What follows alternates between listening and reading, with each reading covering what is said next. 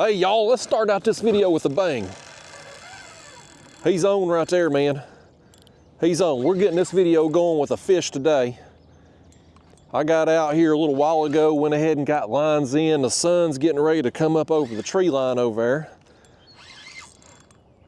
But we hooked up with the first fish, and once we get this in, I'll tell you kind of where we're at, what we're doing today. Regular viewers will recognize this because I filmed a video here yesterday. The fishing was so dang good, I had to come back. I caught a bunch of fish yesterday, got some really big fish yesterday, and we got something over here right now that feels pretty good. I know he's gonna be a carp. I just don't know how big, or will he be possibly a mirror carp. I did not get any mirrors yesterday, but we got the spawn going on right now, folks. The carp spawn is happening, and I'll pan the camera around over here in a second and show you the activity going on over here on the grass. Right now, I got to focus on the task at hand. This one right here feels like a good one, folks. I got my net over here. If one of y'all want to grab that, help me net this thing. We get him up here close, that'd be real helpful. Come over here, fish. We starting this video out with you fish number one. People's gonna see you. They ain't even had time to click off the video yet, fish. You're guaranteed to get noticed.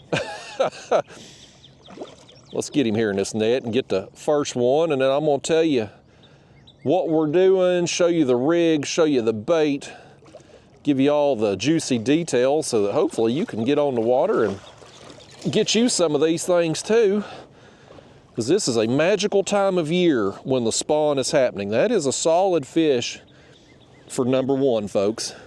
That's a dang good fish for number one. Now I got a feeling we're gonna get some way bigger than this today as he goes crazy right here. What y'all do with my pliers? They still in the hatch here, ain't they? We're unprepared today, folks. I was in a rush to get out here. I killed a little time before I come up here to carp fish. I was trying to get us some catfish bait. I brought a catfish bait rod with me. That was unsuccessful, but boy, we got water all over the lens too. Need a squeegee for that lens. Let me set y'all up here a minute. Take a picture of me. And fish number one, hold on, we got double. We got one going down right here. Hang on down there, carp, you just hold your horses. We hooked up. Y'all, I got a special guest gonna be fishing with me today, and he's so special, he's gonna be like an hour and a half late getting here. He's too much of a diva to be on time. But my buddy Daniel from Catfish Sumo, he's coming out today. He was supposed to meet me at the launch at 6:15. I get a message from him at 6:30 that says, I just woke up. And so he lives in Chattanooga, which is about an hour and a half from the launch here on normal conditions, but since he was gonna be driving through rush hour, gonna be a little longer, and then he's got a little bit of a run once he gets on the water to get where we're at. So he's gonna be late, but he is coming, and I hope we catch all the big fish before he gets here. We got another one here. I'm gonna get this one close, and then we'll get rid of this one down here in the floor. I don't wanna leave him laying out too long. Come over here. This one we got on fish number two. Let me steer him around the motor there. He ain't quite as big as fish number one. But hey, y'all, we starting out the video with that camera's crooked. Hold the camera straight for me when you take this picture, y'all. Two fish right off the bat, man. This is awesome. Lord, now he's got my net. He's got the dang hook in the fin now. Hell of a start here, folks, hell of a start. Bear with me a second here. I'm gonna we're gonna leave that camera rolling today, folks. We're going unedited. Y'all gonna see it all from now when we're starting the video to every fish we catch today, man. We're gonna have us a day out here. I gotta get these carp though to make sure they just get the hook once, not twice. This one here, he wanted to stick around. He said, I'll just hook myself again, Justin, if you're trying to release me. Now, there he is. Let's get him going. Danged old fish. But yeah, y'all, the carp spawn is happening now. It is an amazing time to be a carp fisherman this time of year. You get just hundreds and maybe 1,000 or more fish in tight areas where they are doing their mating ritual. It doesn't last long, it's a few days, but if you time it to where you're on the water when it's happening, you can just catch fish after fish after fish after fish. Yesterday was an awesome day. I come out here 2 days ago on Saturday trying to get some catfish bait, and I saw the spawn happening. And so I come back yesterday, tore them up. Out here today, there's not as many fish. I think it's kind of winding down. You can see the activity going on over here, but there's still a bunch here. I mean, we're gonna have us a day, y'all. But let me do this. Before we land this other one over here, let me go ahead and get this one rebaited and cast out.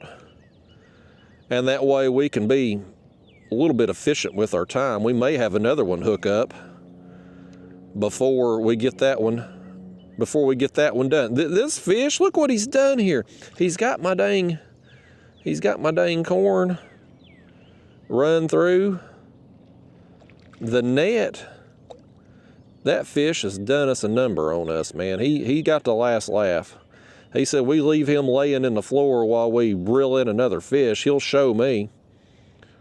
What a way to start out the video. Y'all watching me pick out a piece of corn out of the net.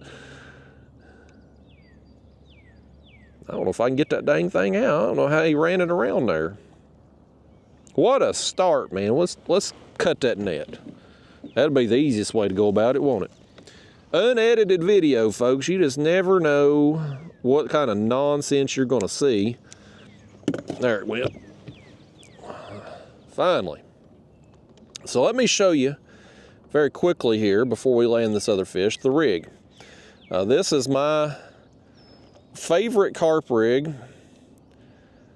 It works for sure. I don't ever carp fish in the winter, but spring to fall, this thing works. And it works on not only carp, but it works on buffalo as well when they're in the area. Although yesterday I didn't catch any buffalo. I did catch some blue cats though. We had carp and blue cats yesterday. All right, so now I got this dang rig fixed back. So what you got here is a wire and coil. This is called a method feeder. And these are the cheap ones off Amazon. I got a link down there in the video description. But I got my main line, which is 30-pound braid tied to a swivel. I run a piece of 50-pound braid through this feeder down here to another swivel. And that just keeps your feeder from sliding up your line there when you cast. What you don't want is your feeder 10 feet away from your hook. And that can happen if you don't have a way to keep it down there by your bait. So on the other end of this swivel, I've got a 4-inch leader with a number 6 size hook with a hair rig. And I buy these things are pre-tied. I don't tie these things. They come like that out of the pack, and you just put them on the swivel and put your fake bait on there, which this is plastic corn. And I got 2 pieces of pink plastic corn on there. Yesterday, the pink corn rig outperformed the yellow corn rig like 10-1 on the number of fish. So I got 2 pink rigs out here today, by gosh. We're going to go with what works right off the bat. So now we're going to take our pack bait. This is a mixture of panko breadcrumbs, cream style corn, and Jello mix. I think I got cherry Jello flavor in here today. I've got 4 cans of panko from the Walmart, 2 larger size cans of corn, or family size, you know, whatever the whatever the standard can, not them little ones, but the normal size cans. But 2 of those cans of corn, and then a half a box of Jell-O, like the family size box of Jell-O. And that makes this kind of doughy bread mixture that you then pack on those feeders, and it sticks to that wire and coil, and now you've got basically a big dough ball that can easily be cast. Now, you can add baits to your hook. I've got some worms left over from yesterday, so I'm gonna take one and stick on this hook here. You don't have to do this, but carp and buffalo and definitely catfish too all like worms, so it'll certainly help your calls. Now, when fish are spawning like they are today, and you got a gazillion fish in a tight area, they're pretty much willing to eat anything. They're the fish that are actively spawning, you cast over there into that, as we've learned last video there, they ain't gonna touch the bait. But if you will cast away from them, and we're just gonna toss out here, kind of in the original creek channel, a little bit deeper part, the fish that aren't actively mating that are in this area, as they move along through this creek and they find your bait, they're all over it, man. They're all over it. So, and we got a little bit of flow in this creek. The water is actually up pretty significantly from yesterday. I was filming yesterday, and at one point in the video, I was like, man, I think the water's come up, because it looked like the water line was rising on the grass. Well, out here today, I can tell you for a fact the water is rising, because a lot of that area there where the carp are spawning at yesterday was like you could see the grass. Now you can't. But nevertheless, y'all, hey, we're off to a dang good start. We got 2 fish, one of them that y'all still need to unhook over here. We got Daniel from Catfish Sumo, be here at some point whenever he gets around to it, I guess today. I want y'all to give him a hard time about it too. Being a daggone diva out here, just showing up whenever he damn well pleases. Come here, Carp, you ain't even coming in. You too small. This one here, I had to think twice about this one, buddy. He's close enough to be almost catfish bait, but I still don't want to go through the hassle of trying to cut him. There he goes. Them carp, they are a tough fish to cut up for catfish bait, man. They are scales and bones. You got to work to cut them things up is what I'm getting at. So this rig here on this rod, as you can see, it is the same exact setup. Last night I got some rigs together with some pink corn, because yesterday, like I said, they were showing a preference to the pink. I mean, it was like 10-to-1 difference. And at one point I switched the rods so that the yellow corn rig was cast to where we were getting the fish with the pink one. And the bite kind of stopped on it. And I lost the one pink rig I had yesterday. I lost. The catfish broke me off, and the bite really slowed down after that. I was still catching fish, but I wasn't catching them nearly as frequently. So I said, you know what, I'd tie me up some pink ones last night. We're going to go with 2 of them today. And now, normally, I haven't noticed, really, me running different colors, that it makes a difference at all in normal fishing, but it did yesterday. And the only thing I can maybe figure is just the fact that it's muddy water in here. Maybe they're seeing the pink a little better than they were the yellow, possibly. Or maybe it has something to do with the spawn.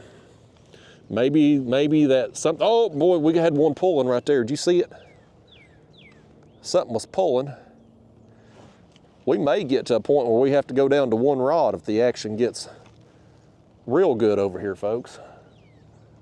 Let me get my line around my rod tip there, and we can cast this thing. I'm just going to chunk that one. Kind of the same line as this one, but just further down so that hopefully we don't get any tangles. The way this creek runs, We've made a mess here with these worms. Y'all pick your worms up out the floor over here. Hell, we spilt a dang container. Making a mess over here, y'all. Let me wash my hands off here too. But the way this creek is, it comes around behind us over here. Let me show you. It loops around behind you. And so kind of the original deeper cut of this creek goes right in here where we've got our baits cast. It gets shallow real fast over there on that side, and over here you can see the difference. My power pole here, my anchor, how high it is versus this one, because it just kind of drops off.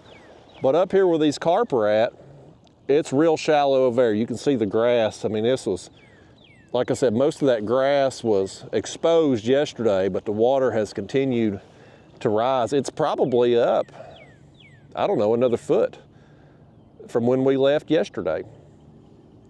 So these, oh, we just cast that thing out.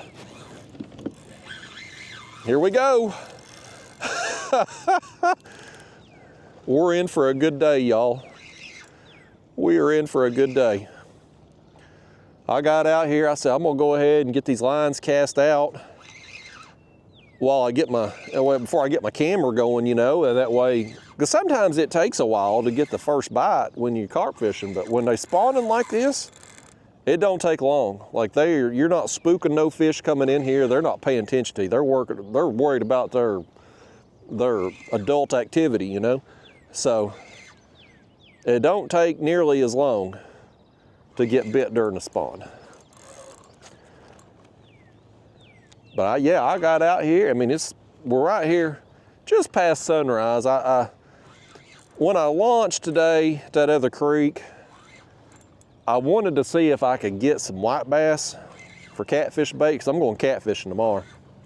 Much as I'm enjoying these carp spawning, it's winding down, and I need to get a catfish trip in here to work on my slot tournament before the end of the month. So anyway, I was making some casts for the white bass, and at that point I knew Daniel was going to be super late, so didn't get up here as early today as what I did yesterday.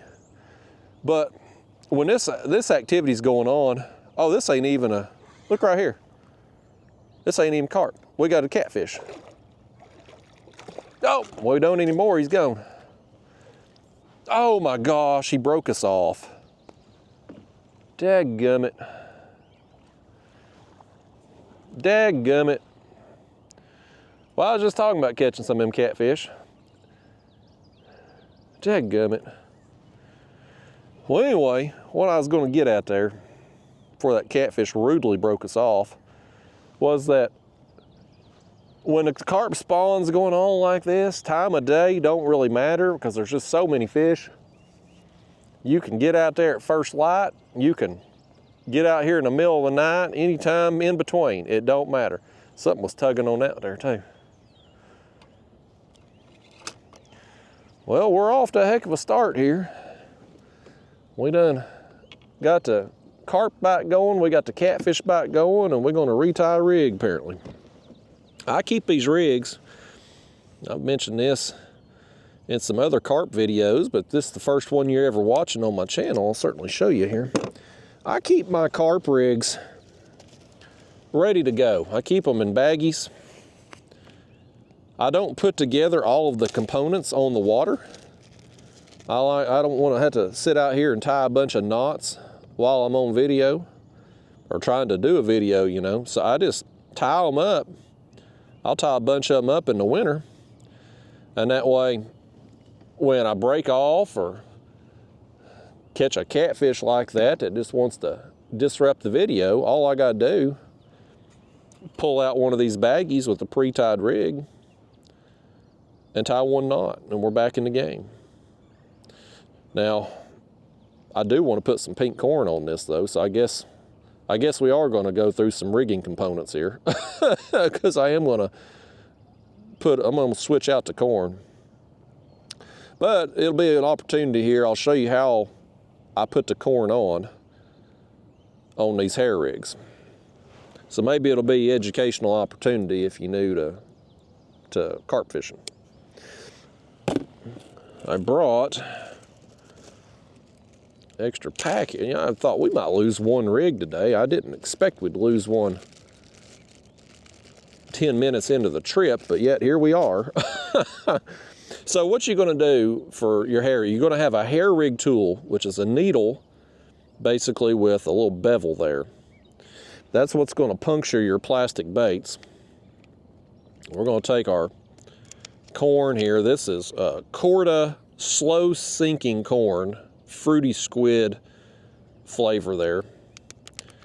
They come with corn and they come with these, which are hair stops, and we will need one of those here in a minute. Let me grab a couple pieces here. Tell these fish don't break off anymore. I'm about out of pink corn.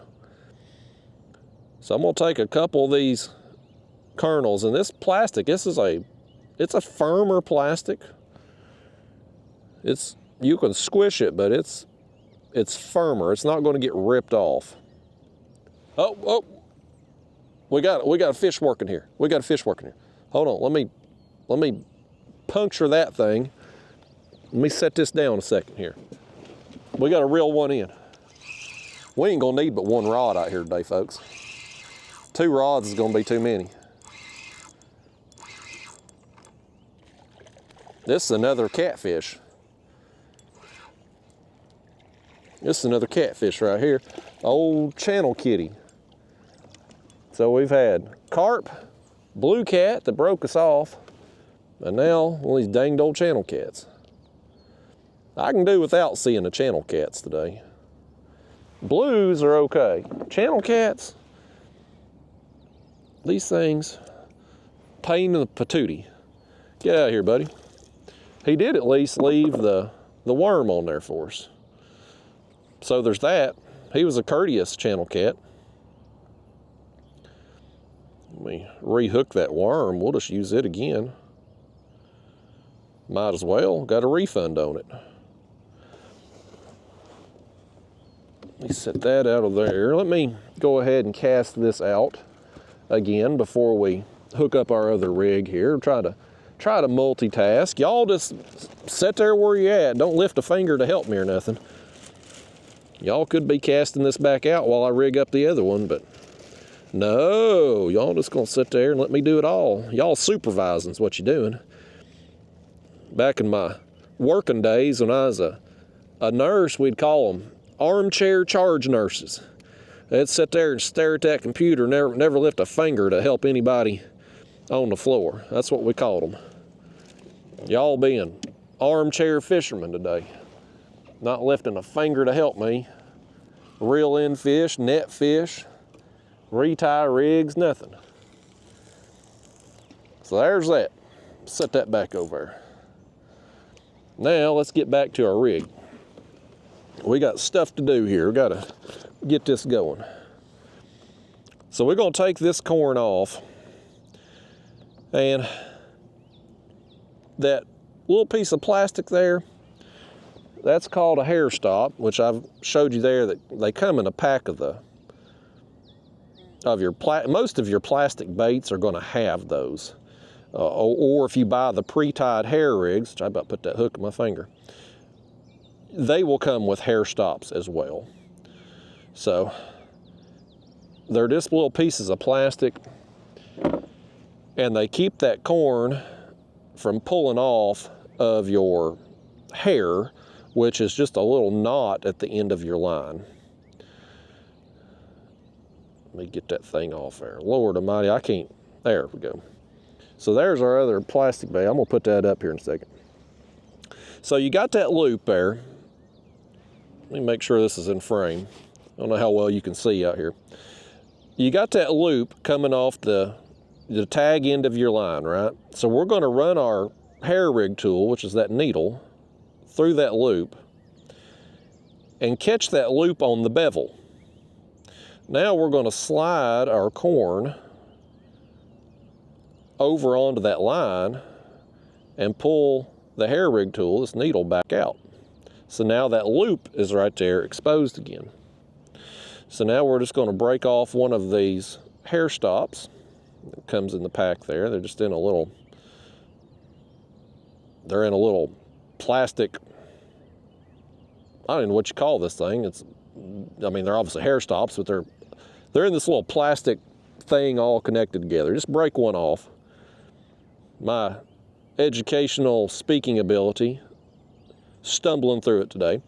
But you're going to take, it's like a V shape, and so you just run it through there, through the loop, and pull that line down into that little V. Let me spread that open a little bit.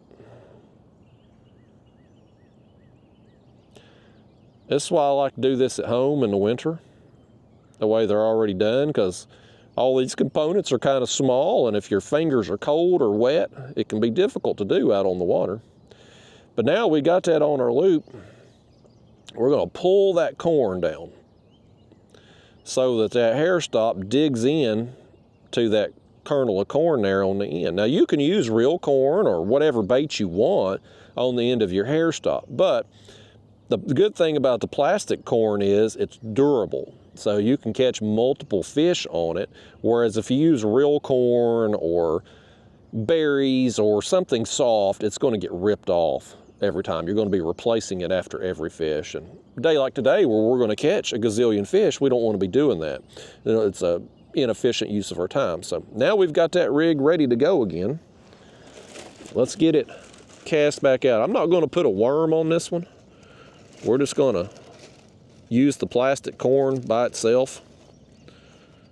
I just brought them worms. I brought them yesterday, and we didn't use them all. I thought I'm going to bring them back today. Well, I don't have to take them back home, put them in the fridge again. But this pack bait,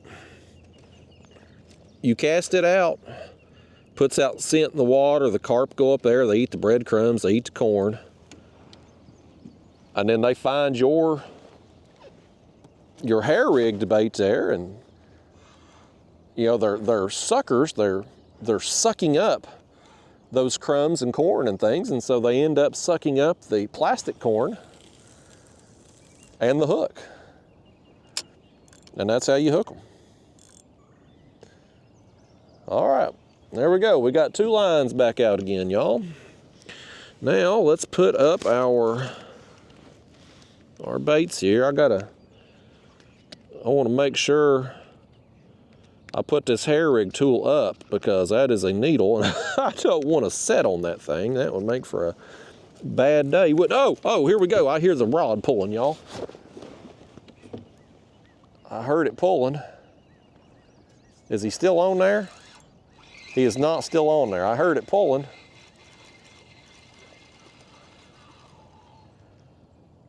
Well, we missed one. He got our worm. We missed the fish. You know how we'll keep from having them steal this worm again? We just won't put one on. That'll fix them. That'll show them, by gosh. All right. We've got a bunch of activity happening here, though, folks. Man, we're going to tear them up today, man. This is going to be, I don't know how many fish I ended up catching yesterday, but it was a lot. And it's going to be like that today too. We'll probably at some point maybe go down to 1 rod instead of 2 if it really gets going, one fish after another. And then of course when Daniel gets here, what we're going to do with him, I'm just going to leave that net right here. What we'll do with Daniel, he'll pull up on the side of us here. And since this creek is so small, I'll probably fish 1 rod and him fish 1 rod, and we'll do that. We'll tie him off to me here probably. He don't have power poles on his kayak, so we'll probably just take a rope or something and tie off here on the side of me and roll with it like that. We will make it work, by gosh. We'll improvise. We're gonna make it happen out here today, folks. If he ever shows up, I want y'all to give him a hard time today when he gets here too for being, what's he gonna be, 3 hours late when it's said and done from when he was supposed to be here? Let me see if he's messaged me since then. It's 8:06 right now. on the clock there, so we probably got another hour and a half before he shows up. But what I'm gonna do, hey, y'all, here's what I'm gonna do. I'm gonna leave this camera rolling again. We got something else on the screen there. I think it's I don't know if it's a water drop or a breadcrumb. Who the heck knows? Either way, I'm gonna leave this camera rolling. We're gonna go unedited again. That way y'all can kind of see everything that we do, how fast the bites come and all that. We'll see all the thrashing around here as these fish get it on today. They over there making babies. That's what they're doing. And this particular creek, there's a few little pockets and another creek kind of on this section of the river, of the Tennessee River. This is the only creek and area I've seen the spawning activity going on. I think all of the carp in this general area of the river come to this creek. And the only reason I can figure they choose this creek versus the other pockets and that other creek is the fact that this one has so much grass. This creek, especially this little opening here, because this creek behind us is really narrow this way, and it's really narrow down there. But this area kind of opens up, and there's all of this grass. And when the water is high, like it is today, that grass is accessible to them. And so they can get up in there, do their spawning, lay their eggs on that grass.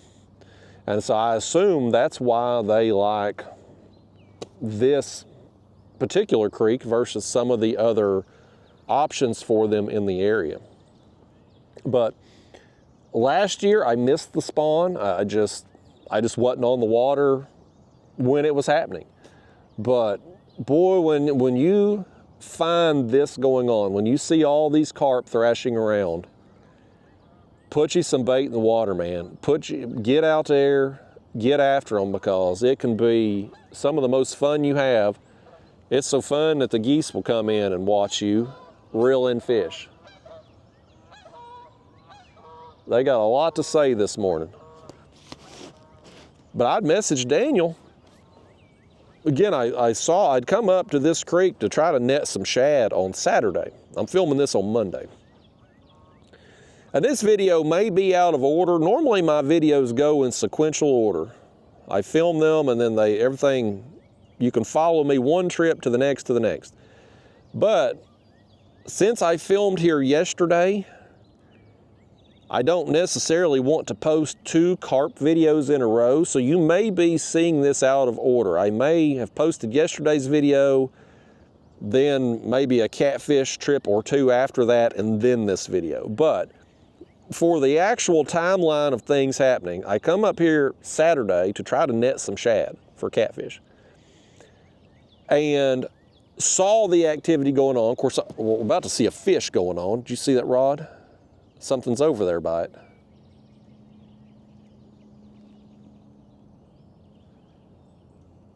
He was over there messing with it. He's around that feeder. But anyway, Saturday, I didn't have any gear with me as far as fishing for the carp. So I said, I'm gonna come back yesterday, which was Sunday, and hope that they're still here and it's still going on. Well, it was on yesterday.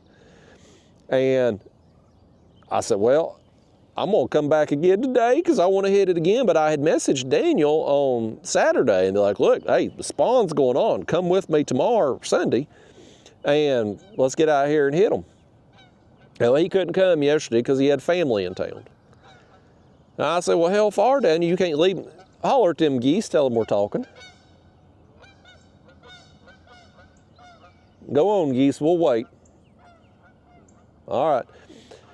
So anyway, he couldn't come Sunday because he had family in town. I'm like, man, you can't leave him for a few hours. We'll get out here and fish in the morning. You'll be home by lunch. Well, he couldn't come.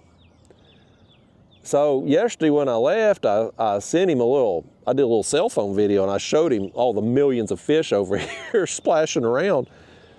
I said, I'll be back tomorrow if you want to come. He said, I can be there. So we had plans to be out here this morning. Of course, his alarm, he just slept right through it because he needs his beauty sleep, you know.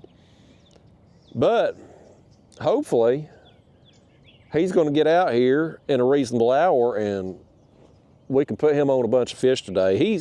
He got into it. Well, we got them back here behind us too. I heard the splashing going on. They're everywhere out here, man.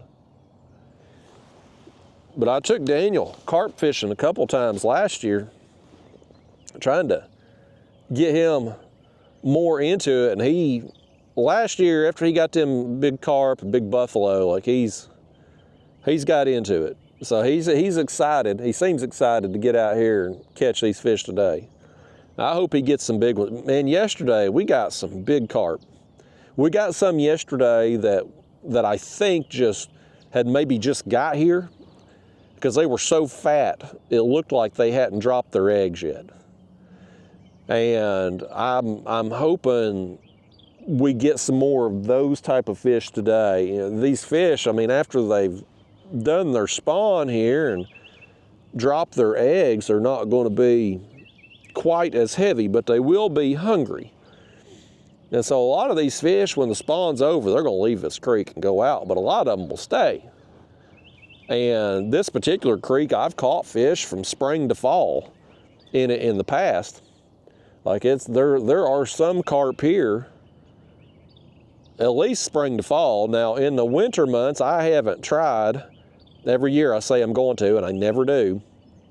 But this creek, with as shallow as it is, I honestly don't know if there's any water back here in the winter. Oh, this line right here went slack. I think this one's about to go down. I know it's about to go down because he's got a fish on there right now. Here we go again.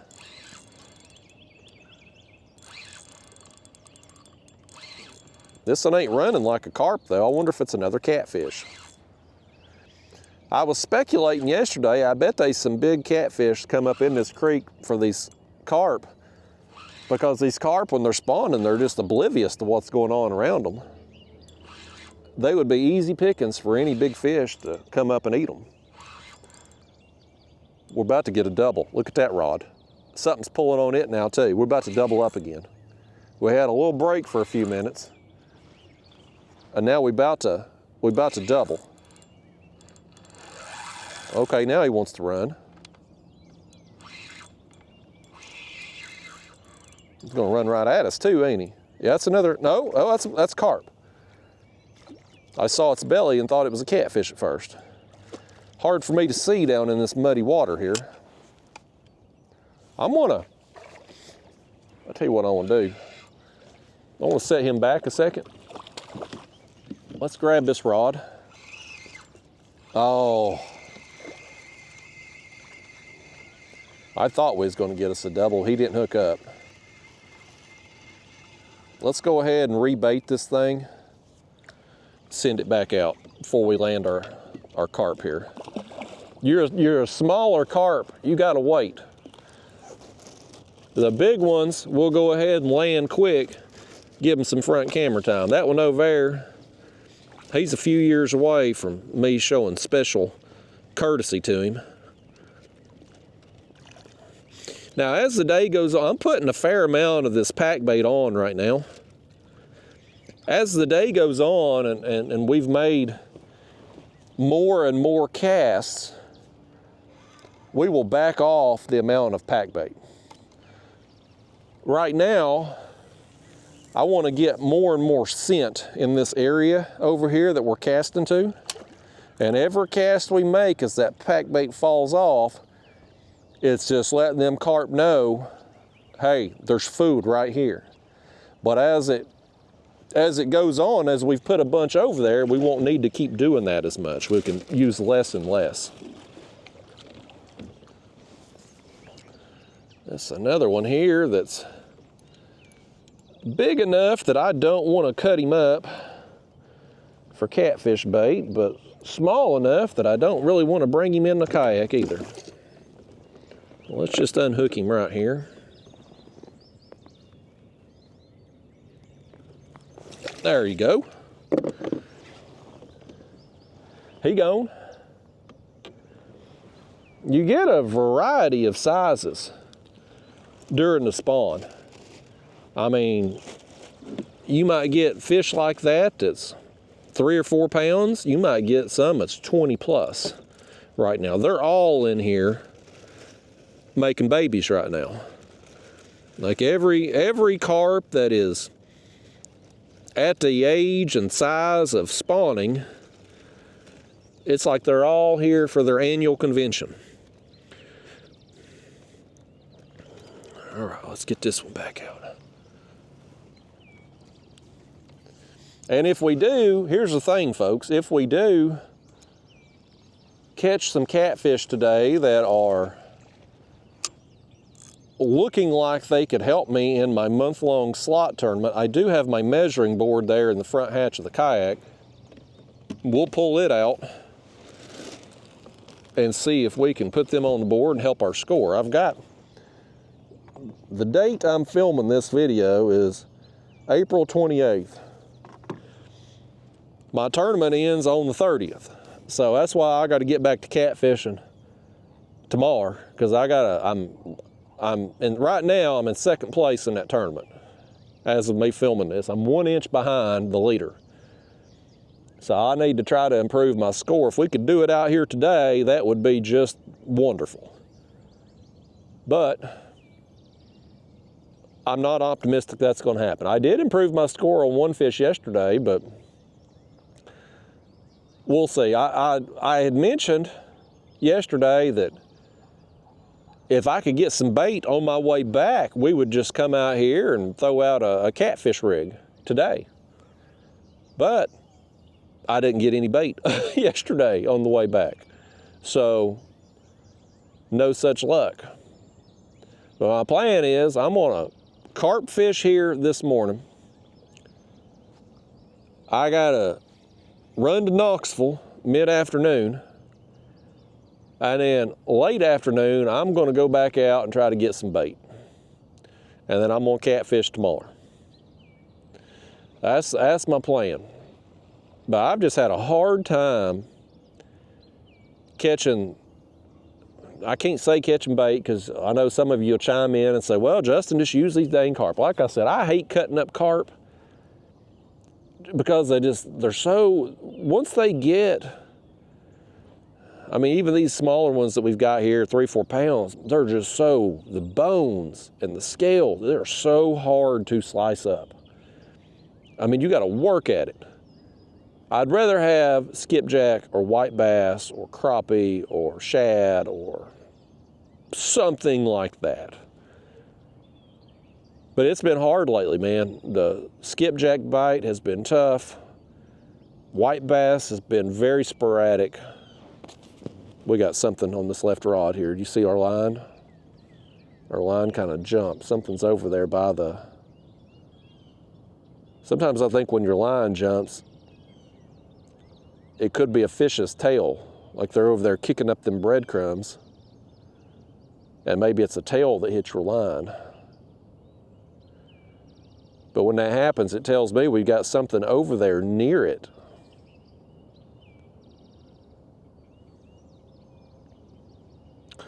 But there's enough flow in this creek. I mean, it's barely moving, but there's enough flow that it's taking that scent down. And I've positioned us, oh, this rod. Here we go. Tighten down just a little bit. I've positioned us above most of the fish, or most of the spawning activity. So as our scent goes, it's going down into these fish.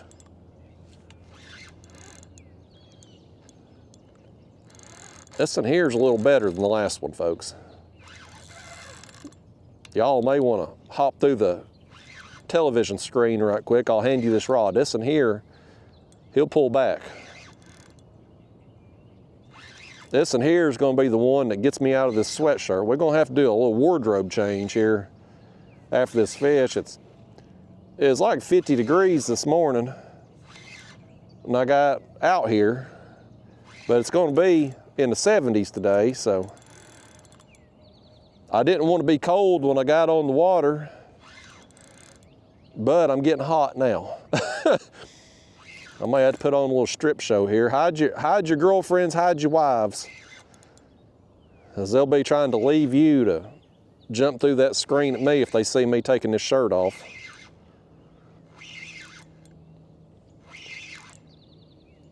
Don't get in that other line, fish. Okay, good. He went under the other line right there. This fish is coachable.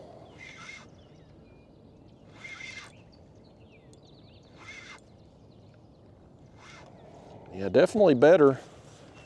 Better than the last one. Not as big as I thought he was going to be, though. Why don't you come on this side? You will be easier to land over here, sir. Please and thank you. All right.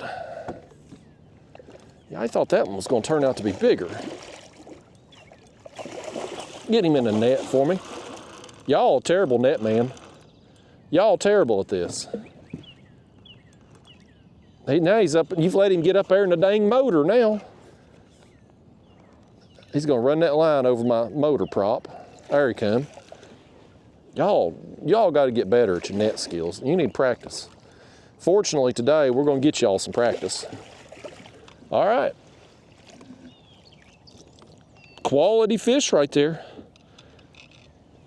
I still say we're gonna catch some way bigger than this today, though. We'll probably catch some double this size today before it's over. I will maybe give this one a little camera time, a little front camera time.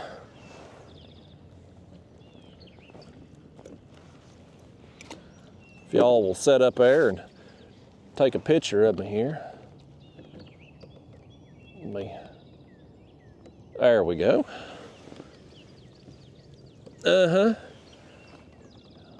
Oh, I don't know how big he is, probably 7, 8 pounds, that range. About the average size you normally get throughout the year, at least in this area anyway, for carp, but they say it's a lot bigger than this in here. And we're gonna hopefully get them today. It's fun, man. This is fish like that, and again, I thought he was bigger than what he turned out to be. Those are fun fish to catch, especially on the lighter tackle. And I'm using these Catfish Sumo, which Daniel, if he ever shows up out here, and again, we're gonna give him hell all day about it, but he owns the company, Catfish Sumo. And I'm using his rods, his original chopstick rods. This is the first rod that he ever come out with, and it's a lighter tackle catfish rod. And it's great for these carp, because one, the size of the rod, the action of it is appropriate for the size of the carp. But the big thing is the rod tip. You see how soft the rod tip is? When you're casting this pack bait, you've got that dough ball, the glob on here, right? If your rod tip is too stiff, if you got like a broomstick type rod, heavy action rod, oftentimes you rear back, if you got to make a long cast, you'll throw all that pack bait off. Having the soft tip allows you to kind of lob that bait, so you get your casting distance, but you're able to cast it a little bit more softly, if you will. Kind of just lob it out there, and it keeps you from flinging it off oftentimes. So I really like these rods for, even though they're a catfish rod, I really like them for this application for the carp. My actual catfishing that I do, I honestly feel like these rods are a little too light action for it. Like I want a heavier action rod when I'm catfishing because I'm going after bigger catfish. But for these carp, even the larger carp, it's perfect. So I'm gonna get y'all back here in the chest a second. We'll bait this thing up. I ain't trying to sell you no rods either, but I can't promise that Daniel ain't gonna try to sell you some when he gets out here.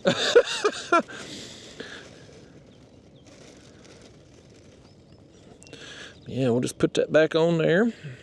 I'm not gonna put a bunch on, just enough to kind of draw them into the feeder. Stand back up.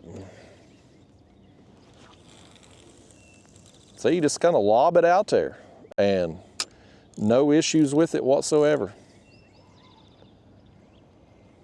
So I mean, I've been using them rods a few years now. I like them. My reels, Those are a 4,000 size reel. It's Daiwa BG 4000. Originally, when I first kind of got into carp fishing, I was using 3,000 size reels. And what I found was that if I had to make a long cast and I got a bigger carp that was making a run, I was getting down there to the nitty gritty on my line. And so I went with I went one size up, I went to 4,000 size. And that extra line capacity is plenty enough. If I need to make a long cast and I have a fish, just nail it and bolt, I got plenty of line capacity to deal with it. And those reels are, I've had these reels 2 or 3 years now. I think they were like $119. They're not a high-end reel, but they are a little bit more expensive than than like my bait reels that are like 50 bucks. So, you know, it's the main thing when you buy a reel for carp, you need something with a good drag system, because you want your drag loose when these fish hit. So you want a smooth drag. If your drag's tight, if it's locked down, or if you got a reel that's not very good quality and your drag locks up, like the fish, when they bolt like that, because their mouths are so soft, you'll rip the hook out oftentimes. So you need a smooth drag. But the brand or type of reel, a lot of people like I'm having a mental meltdown here, folks. I'm drawing a blank. Bait runner, that's the word I'm looking for. The bait runner spinning reels, where you can flip a lever and take them from like free spool to whatever drag you set it at. I personally don't like them. I tried one. I got a Shimano, you know, I can't remember the exact name of it now. It was a Shimano bait runner reel. I can't remember the model. But the thing with the bait runners are, because of that mechanism there on the back of them, like, it adds a lot of weight. So you have to get a large reel, a real heavy reel, to get one with enough line capacity for what you need. And I just didn't like it. It doesn't bother me to tighten my drag during the fight. I mean, that, as far as a bait runner reel goes, that's really that's the problem you're solving with the bait runner reel, right? Is like that you can have that thing basically in free spool, so when a fish picks it up and starts to run, he's not feeling a bunch of resistance, and then during the fight you can flip that lever and it's at whatever drag you've set it at. So the problem that you're solving with that reel is, like with us out here today with regular spinning reels, I manually turn my drag down after I cast, the fish hits, and we tighten it during the fight. Is that really that big a problem that I need to solve? It's not for me, because I don't mind doing that. It's, at this point, I've caught so many fish, it's just second nature for me to do it. Although sometimes I do forget I get to talking to you after I cast the bait out and I forget to turn it back down. That happens occasionally. But for the most part, I mean, I've got a routine with it. It's just what I do.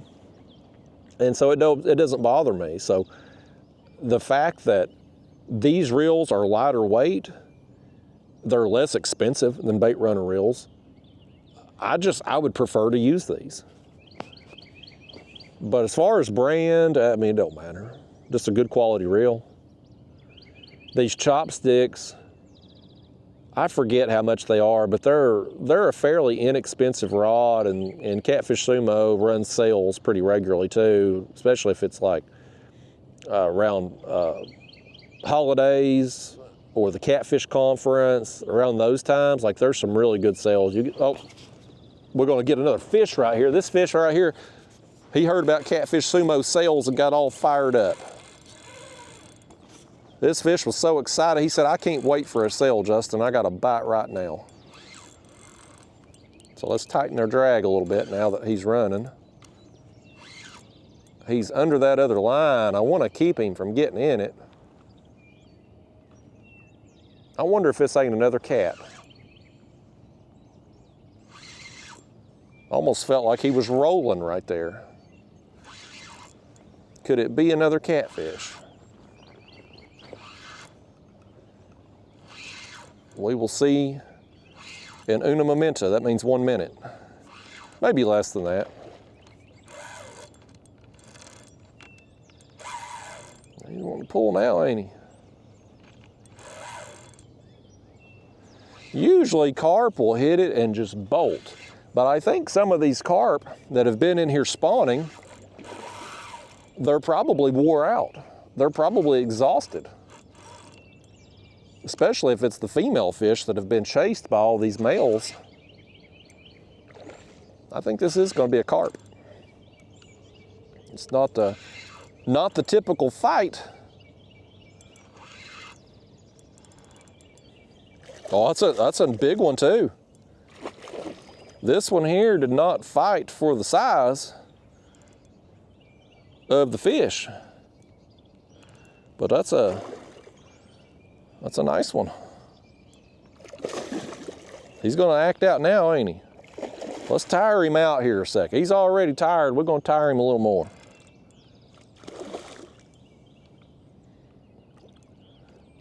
We're gonna have to call Daniel in a minute and tell him how many fish he's done missed out on.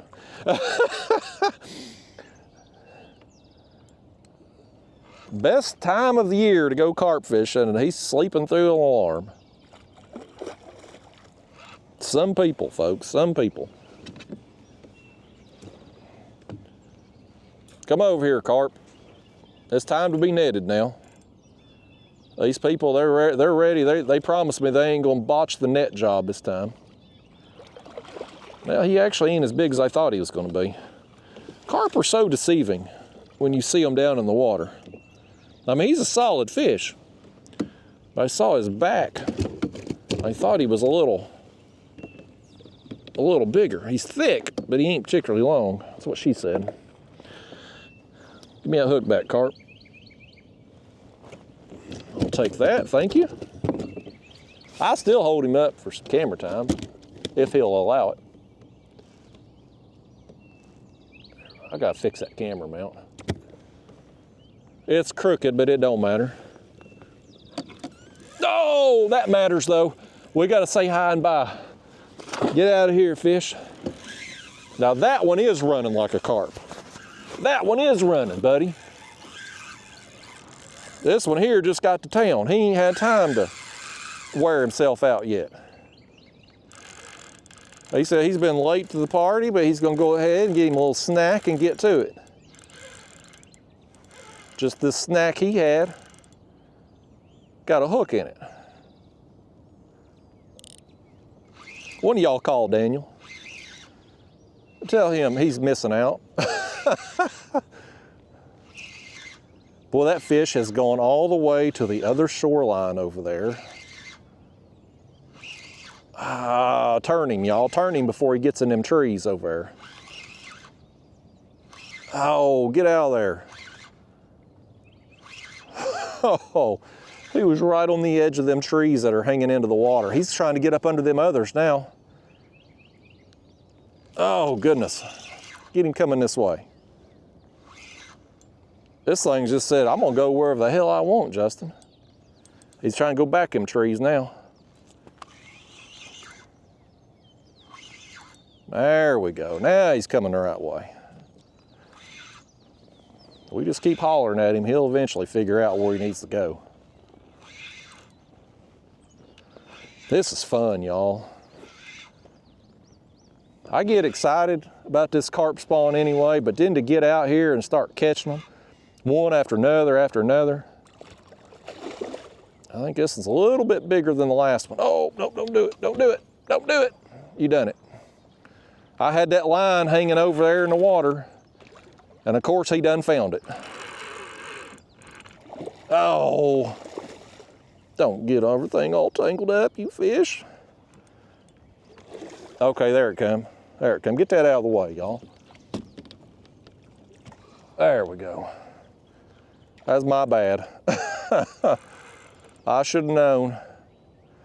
I should have known. He's trying to get in all them trees. Of course, he's going to come try to get my line dangling over the side over there.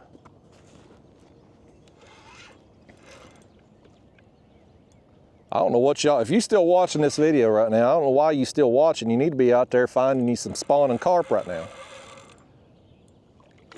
You need to be out here experiencing this for yourself. This is fun, man. These things just, for their size, fight so hard. They're easily the most underrated freshwater fish, easily. Nobody appreciates carp in America. They're trash fish. That's what they are here anyway. But they are so much fun to catch.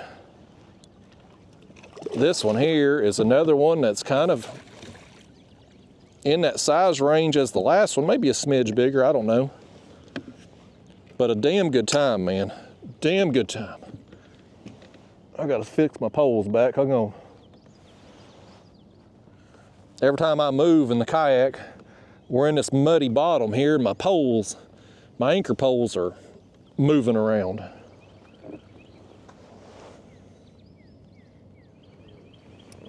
Oh, it. Little daggone fish, man, you gonna wreck yourself. I can't get my dang words out. I'm so tore up about it. Oh, I really need to get this sweatshirt off here in a minute. I'm getting hot reeling in all these fish. We ain't got a bait in the water right now. Oh, buddy. Look at that old ugly thing. Look at yourself up there in the camera, fish. He said that's the first time he's ever seen himself before, and he's embarrassed. Oh, splashing me on the way out. Y'all, what an awesome morning, man. This is so much fun, and there's hundreds more over here, maybe 1,000 fish more, all in this area right here. Like I said, them over there that are actively spawning, they're not gonna touch our bait. They're not gonna eat it.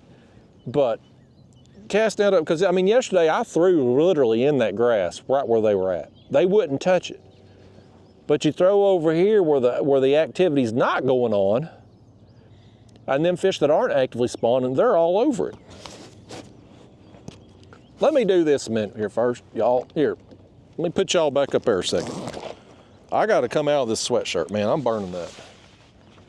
I gotta, bear with me here, folks. I gotta lose a layer. Thankfully, the camera's going the other way. You fellas don't have to hide your wives and girlfriends.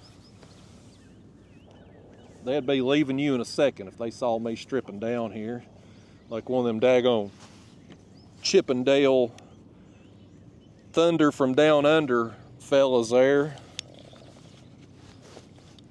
You know how them guys are. I think my girlfriend went to one of them Chippendale or Thunder from Down Under shows or something one time. All right, we back in the game now, y'all. I feel much better. I feel 10 degrees cooler already. Let's get our baits back out. Somebody call Daniel. He's done missing out. How many fish he done missed out on now? And we ain't even been working very efficiently either. I just been kind of taking my time, you know, showing y'all rigs, and of course we retied that one rig. Like we know we're going to get bit every few minutes, so don't have to be in a super rush. I want to be efficient, but like I don't have to be in a super rush with it.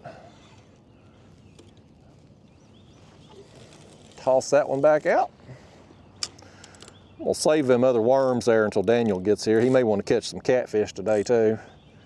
Definitely more likely to catch the catfish with the worms than you are with just the plastic corn, although I've caught catfish with just the plastic corn. I've caught catfish with other baits too, like I've used berries, tomatoes from my garden, both ripe tomatoes and green tomatoes. I've used a variety of baits and caught catfish with it.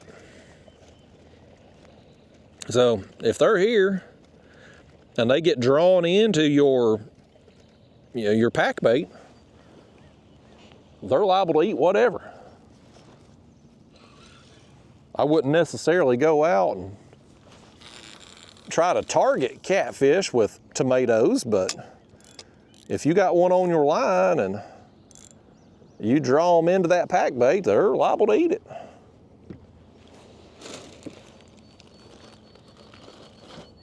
I hope Daniel brought some bait too,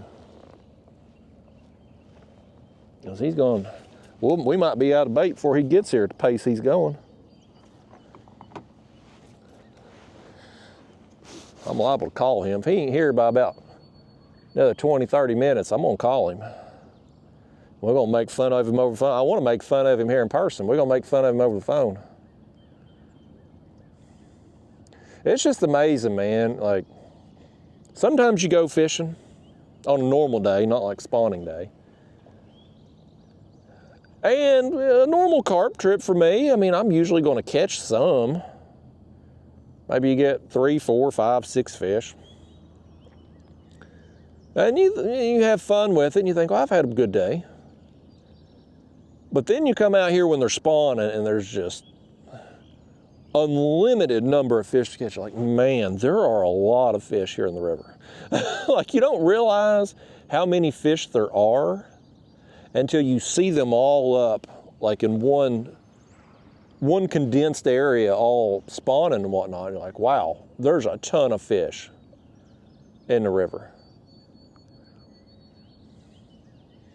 And I'm not a carp fishing expert by any stretch. Like, don't come to my channel for expert carp advice. But here in America, because carp aren't a desired fish, nobody really fishes for them. Most of the fish you catch while carp fishing, most of them have never seen a hook before. Like, they're just not targeted. Over there in Europe and England, where they're fishing their lakes, quote unquote, that look like what here in America we would call ponds, those fish, people fish for them things 24 hours a day, literally 7 days a week. I mean, those carp fishermen over there camp. They'll pay a fee to those lakes, they'll have campsites, and they will have baits in the water for the duration of their camping experience. And so those fish, one, they're targeted all the time. Two, they're fed all the time. So they have to be more selective with their tackle, with their baits. Like, all of that comes into play over there. Whereas here in America, nobody targets them. They're not hook shy necessarily, because what's a hook to them? They've never experienced one before most of the time. They're not being fed constantly. So when you're offering them some, like this, the pack bait and corn and jello, like, it's something they don't get all the time. It's something sweet, it draws their attention. It's got this one's attention right there. Here we go. Another one.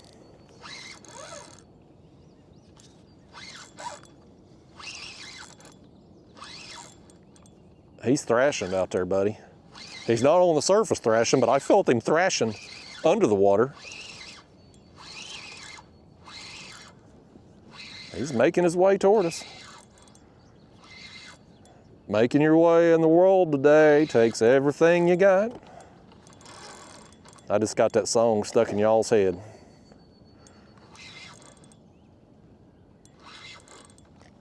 I'll tell you what song's been stuck in my head lately is the Joe Hendry wrestler, his song. I saw him for the first time at WrestleMania. I mean, I didn't go to WrestleMania, I was watching on TV, but like, that was the first time I'd ever seen Joe Hendry before.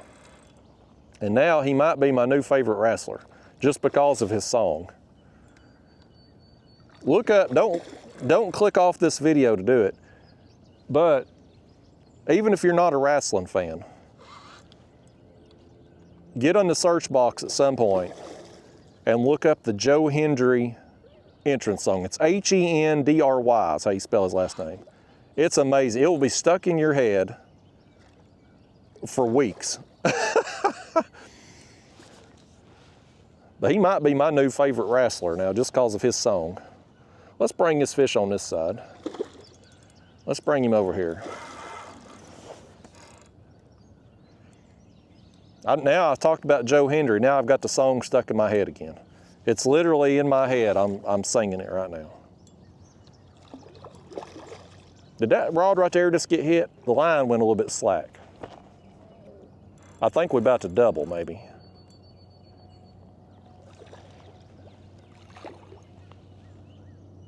I swear I think that line got a little tighter. Maybe I'm imagining things. Let's get this one landed.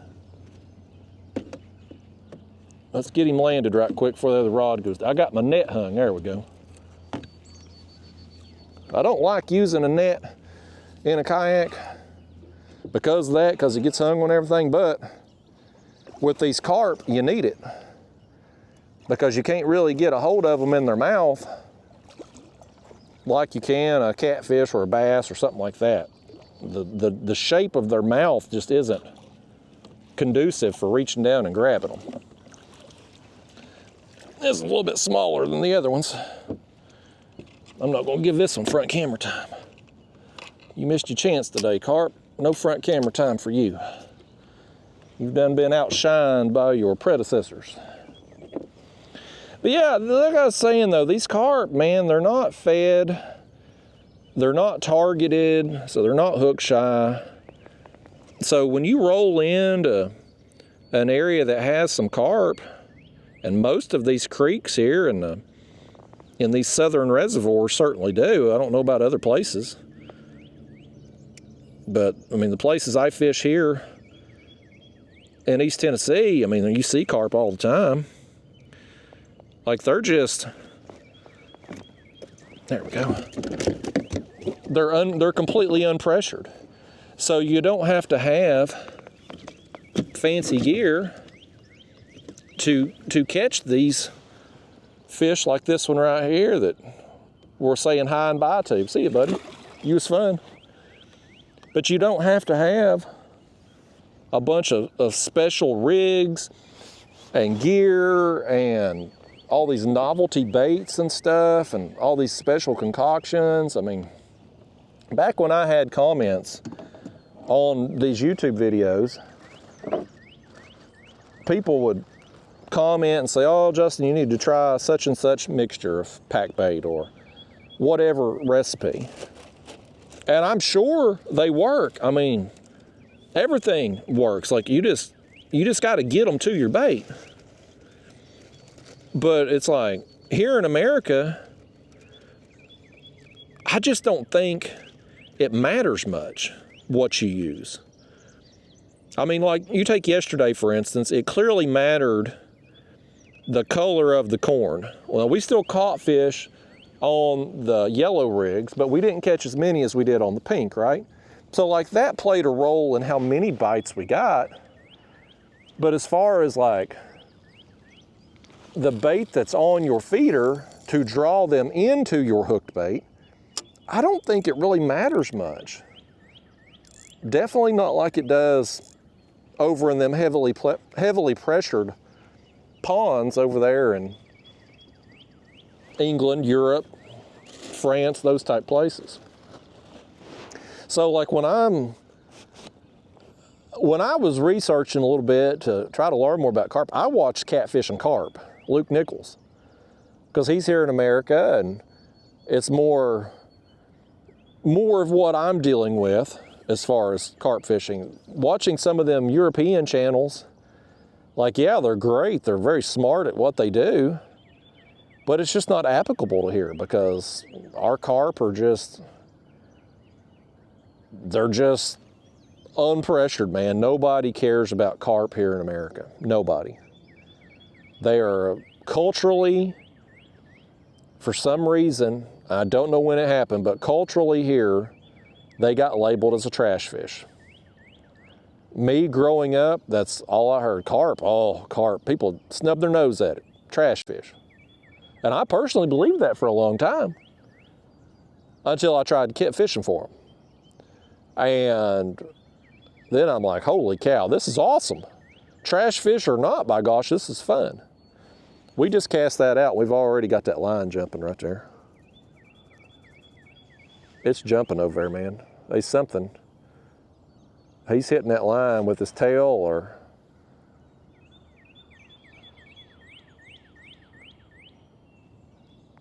He seems to be gone now, but something was on it very quickly.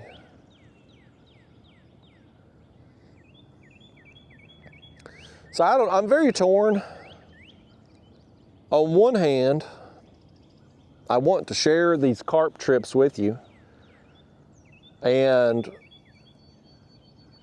I mean, I want those of you watching to experience this like it's fun, right? Like I want you all to enjoy this the way I enjoy it. But selfishly, I'm like, man, if everybody starts carp fishing, then these places that I do it at, like these creeks, if I start coming into these creeks and there's people there already doing what I'm wanting to do, will I get annoyed by that? I probably will, because that's how it used to. You never seen anybody catfishing around here. And now, the last 5 years, 6 years, catfishing popularity has exploded in my area. So now every time I go catfishing, I see people out. And there's been a ton of times where I'll leave my house planning to go fish a certain area, and I get out there and somebody's already sitting on it. And I'm like, dang, man, 5 years ago that would have never happened. So part of me is like, it's kind of good that carp aren't popular, because when I go carp fishing, I never have somebody sitting on this place that I wanted to fish. When I roll up here today, I knew we wouldn't see a soul today. Like we were gonna have this whole creek to ourselves. And that's nice. Like that's really, that helps make the experience. I mean, yes, reeling in the fish is fun, but so is being out here in nature. And yes, this is a small creek, but I think it's beautiful. Like I love being out here. I love being in places like this. And I just think it would be tainted if there was a bunch of people. So, very conflicted. I want carp to be enjoyed by people. It's a for most people, for most of you watching, carp are probably the biggest fish, one of the biggest fish in your area. Depending on where you live and whatnot, they're readily available throughout the United States. Most bodies of water have them. So they're a great resource. They're easy to catch, as we've shown here. You don't need a bunch of fancy tackle and expensive gear to do it. So it's an awesome way to, especially if you got kids, or maybe a girlfriend or wife who's not really into fishing all that much. You take them out and do this, like they can catch a big fish right off the bat. Most people start with bluegill, right? Like I think I don't know a percentage, but I would say at least 90% of people in America, bluegill's probably your first fish. Putting a worm on a bobber and watching that bobber go down. We're watching this rod tip go down. Another one. We got another one. How long was that rod out there, y'all? Not very long at all. I think it's another carp too, the way he's fighting. No, he's going to the left. Turn right. Get away from that other line. There you go. But yeah, most people are going to experience bluegill. That's going to be the first fish they catch as a kid. And it's great. I love bluegill, especially on the ultralight. It's one of my favorite fish to catch. Those of you, my regular fishing buddies here on these videos, you know I love me some ultralight fishing. Love it. But how cool would it be if you're a kid, 5 years old, and your first fish is 10 pounds? Now, can you imagine, like, them kids be hooked for life getting something like this that can, I mean, a fish like this right here for a 5-year-old kid, like, it's gonna probably pull that kid off balance, man. That kid's gonna remember that. And same thing with your girlfriends or wives who's maybe not into fishing. You take them out in a situation like this, for instance, man, you introduce them to fishing during the carp spawn where you're getting bit every few minutes and hooking some big fish, like, they're gonna be hooked, man. And a kid or your girlfriend or wife who's maybe not into fishing, culturally, they don't know that carp are considered a trash fish. I mean, you know, it's to them, it's just going to be catching a fish, which is how it should be for all of us. Just the fun of the tug on the line. I don't know how bass, largemouth bass and smallmouth bass particularly, like how did they get deemed the most desirable sport fish? Like who come up with that? I don't know. Probably fishing lure manufacturers. Bass can be caught on so many different lures. For a lure company, it's amazing. Whereas carp, catfish, things like that, you just need basic tackle. You don't need a bunch of stuff. So that's probably how bass got deemed as a sport fish, because they'll bite so many different contraptions. Let's get rid of that fish right there. The bar's been set too high for that thing. We can't get excited about that one. Not at this point. I want to catch me a big one today. Yesterday, we had already caught some big fish by now. I'm wondering, since we know for sure, well, he got my line all wrapped up too, didn't he? Danged old fish. Got my corn wrapped up in the net again.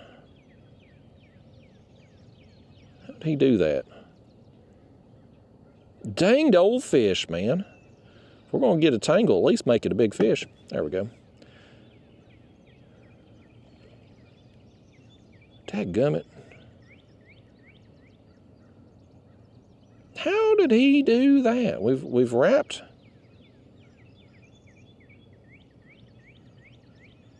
There we go. Now we got it. But I'm wondering, with us having got the bigger fish very quickly yesterday, I'm wondering if the larger specimens maybe move in first. Like if they spawn first potentially. And maybe now, since we're at least on day 3 that we know about of this spawn. I don't know, I mean, Saturday was my first day coming up in here and seeing them, so I don't know how long it had been going on prior to that. I know this doesn't last long. It just lasts a few days, so it probably hadn't started too soon before that, but like, is it possible that the big ones just come in first and the ones that are the stragglers, if you will, are the smaller fish, maybe less desirable? I don't know.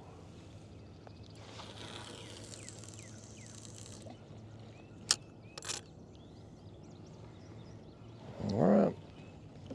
I feel like this rod on the left here needs to get hit. I feel like it's been a minute. You think we should maybe rebait it? Let's rebait it. One of you's called Daniel too. Yeah, all that pack bait's off that. Let's go ahead and just rebait it. I'm not gonna put much on there. It's been a while since it's been hit though. At least it seems like it has.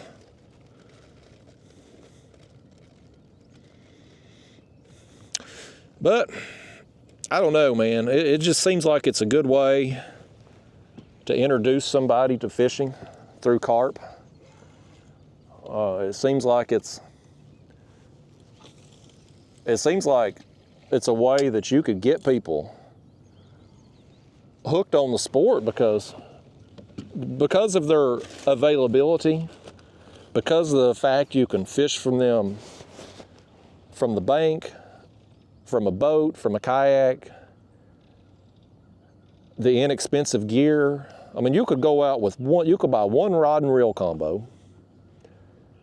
And you don't have, I mean, I've went over the gear I have. You don't have to have that. I mean, you could go get you an ugly stick combo from Walmart or something, or Walmart or Academy's version of their ugly stick, whatever their knockoff is.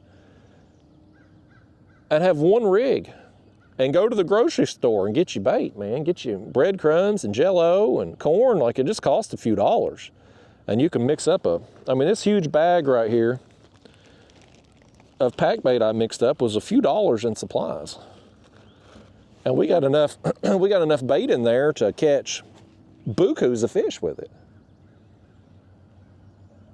And that stuff, I mean, it'll keep, you put that in a bag, it'll keep for a few days. You need to keep it longer, stick it in the freezer. Freeze it. Use it next time. I'll be damned, I think that's Daniel up there. Right on time, 3 hours late. How about that? Miracles never cease, y'all. Right after we cast our lines back out too, we're gonna have to reel them back in. Now, he's taking his sweet time coming up here too. That kayak will do like 5 or 6 miles an hour with his motor on there. I think he's doing about 0.3. I want y'all to tell him how many fish, he won't believe me. Tell him how many fish we've caught when he gets up here. Left. He must not see that big tree sitting right there in front of him. I'd go the opposite direction of the tree, Daniel. What the hell is he doing down there? Why is he over there all the way against that tree line?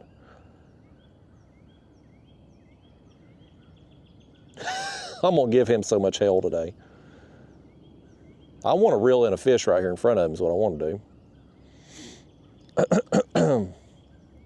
I got snot hanging in my throat, y'all, bear with me.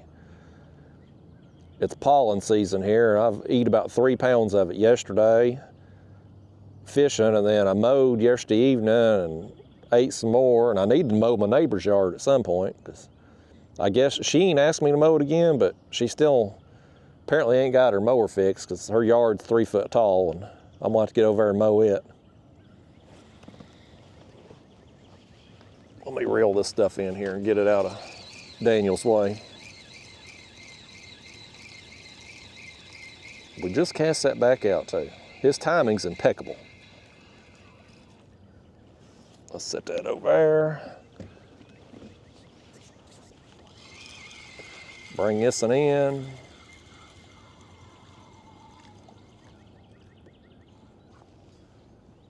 Let's move this over here behind us a second. Wouldn't that be something? Fish rod goes down right here, dangling under the kayak.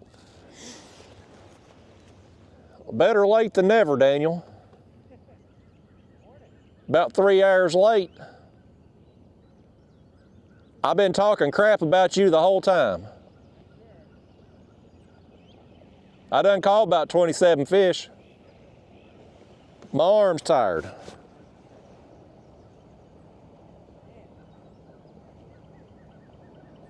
It's a magical time, Daniel.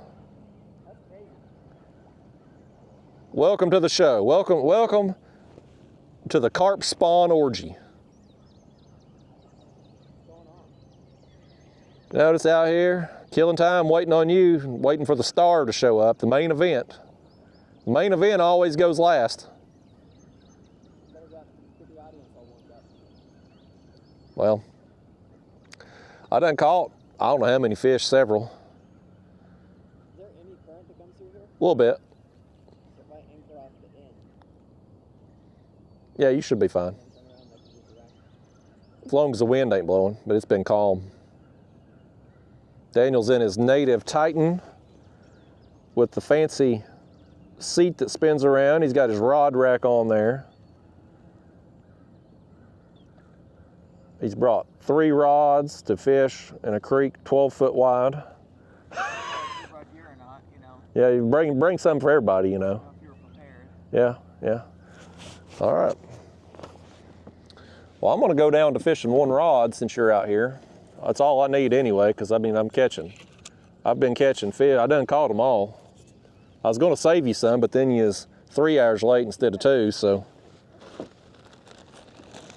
Yeah, I done told them how you're supposed to be down there at the ramp, and you texted me that you just woke up after you're supposed to be there. Yeah, sorry. I'm so sorry about that. Priorities. All right, folks, let's get baited back up here. You need pack bait, Daniel? I brought some. Okay.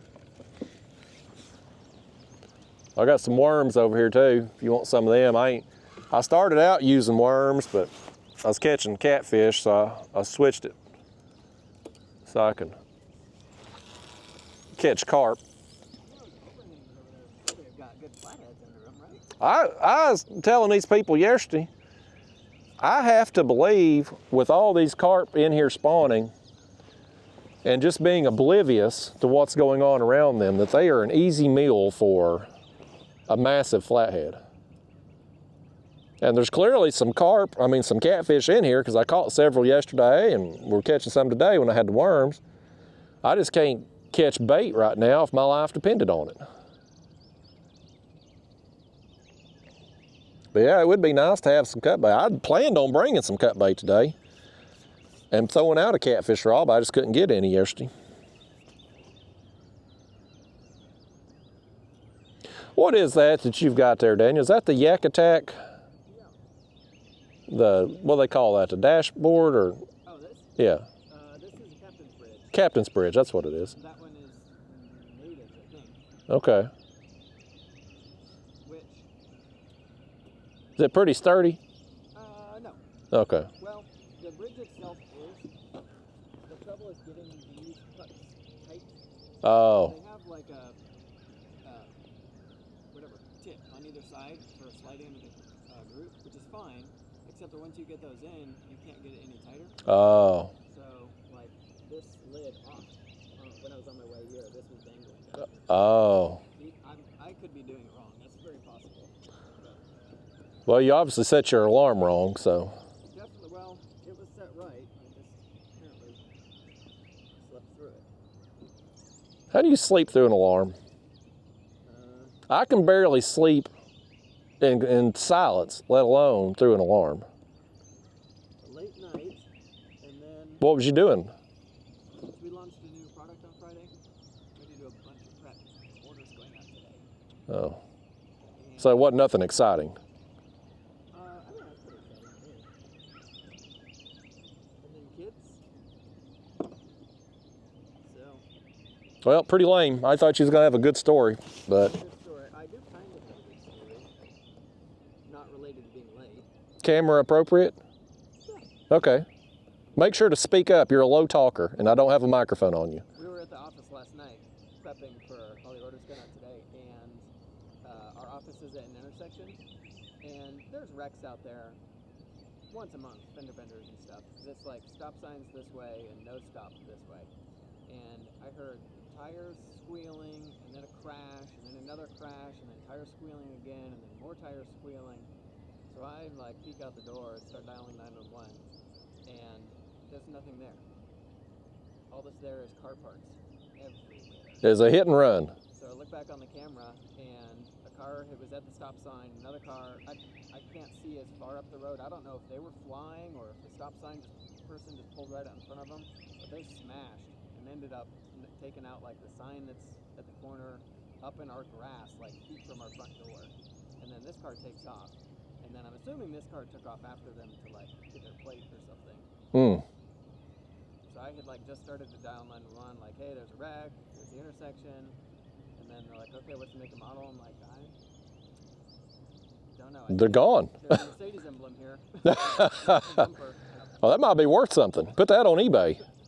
So police came and looked at the cameras, and then while we were scrolling back to the cameras, I hear him on the radio. Mercedes, black, the pole's down. He looks over and he goes, we got him. Jeez. Crazy people.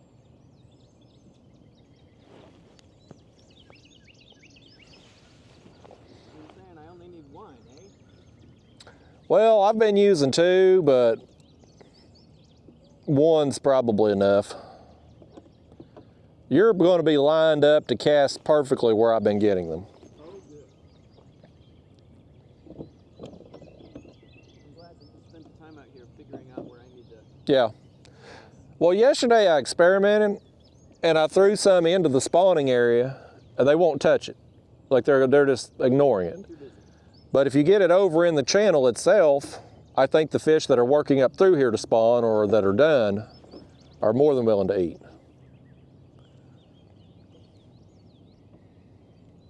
You weren't joking about that channel coming up quick. Oh yeah. Like 60 feet of water, and then like in a second, Yeah. 5 feet. It's Yeah. just a straight drop off. Exactly. And then navigating it through, I'm like, ugh. Yeah. That's one of the good things about this creek. I think it keeps a lot of the boats out because a big boat's going to have a hard, especially if the water's down, navigating through there.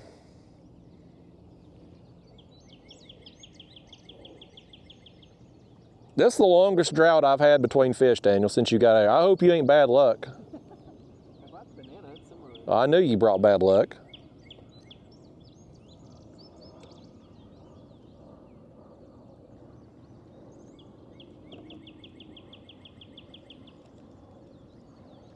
Did you hit a bunch of traffic on the way? Traffic was easy. It was Really? 10 minutes less than what the... I figured you'd be rush hour when you was leaving right there, coming down Chattanooga. They've been doing a bunch of work. Well, you know, you've been through this. Oh, they've been doing a bunch of work for years down there. It never ends. They finally opened up one more of the lanes, which has really helped. The day I dropped your kayak back off down there, I got stuck in it coming home. It was down there forever.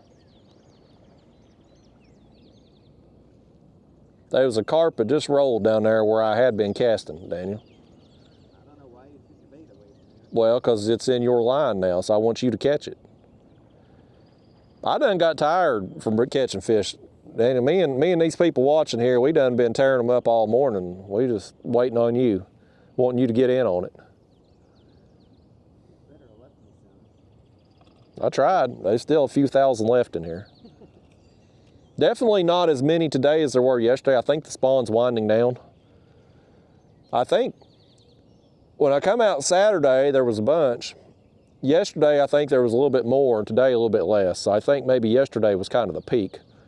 How do you even find these spots back in these creeks? Well, I've just explored, and I've come in here before, and I've found larger shad in here before, so I'd come Saturday to try to net some of those, and that's when I saw the carp activity, because the creek that we launched in, there wasn't none of this carp activity going on there.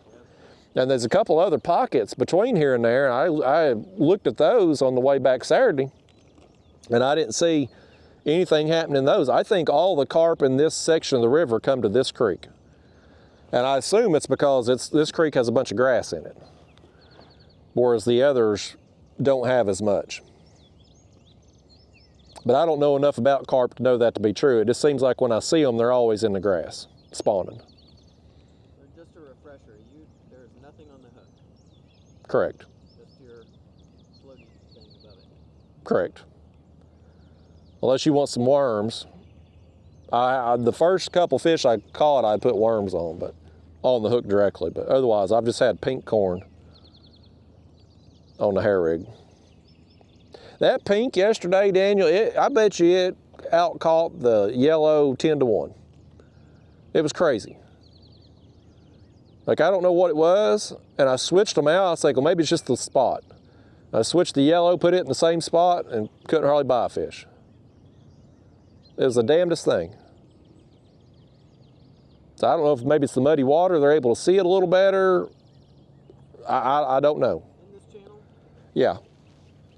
Just to the left of where my line's at.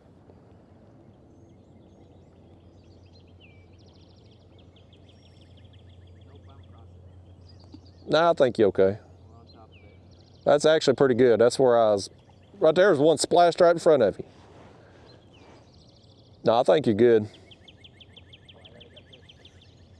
Do you really? Yeah. You jerk. You jerk. I've been sitting here 10 minutes waiting to catch another fish after you rolled up, and you already hooked up as soon as it hits the water. Halfway across your line. No, I think I got my own fish.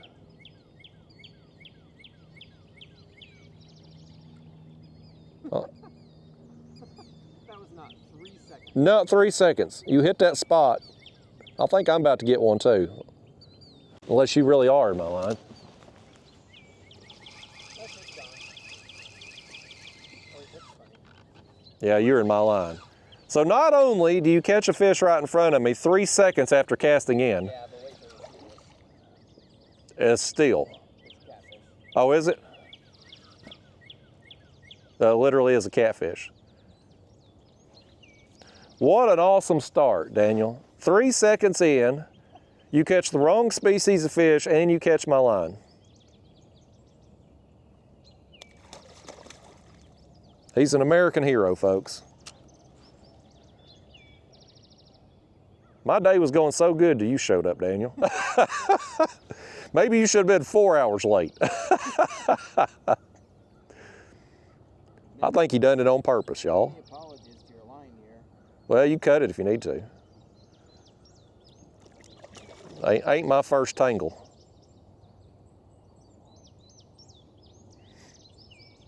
Of course, it'd be a catfish too. It's going to sit there and roll the whole time.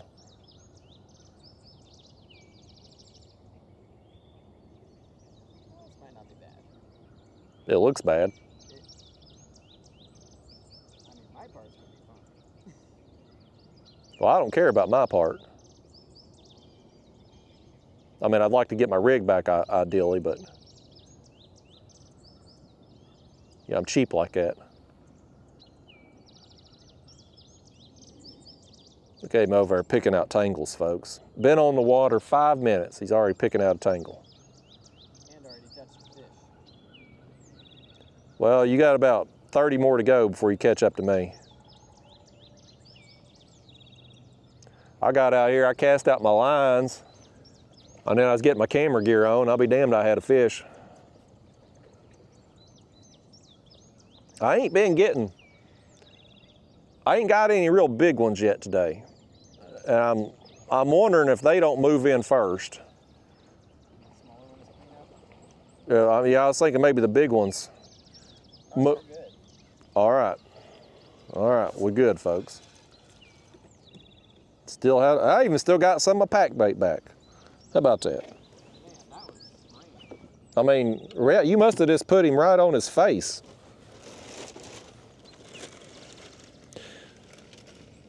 Yeah, a couple years ago when I got on that spawn bite, I mean, you could cast out and literally hold the rod and there'd be a fish right there waiting on it.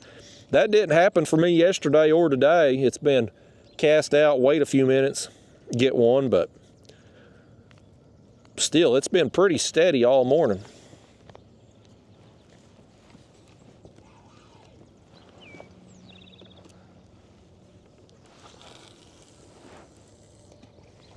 All right, y'all saw where I cast right there. Let's see if he can cross my line again at some point.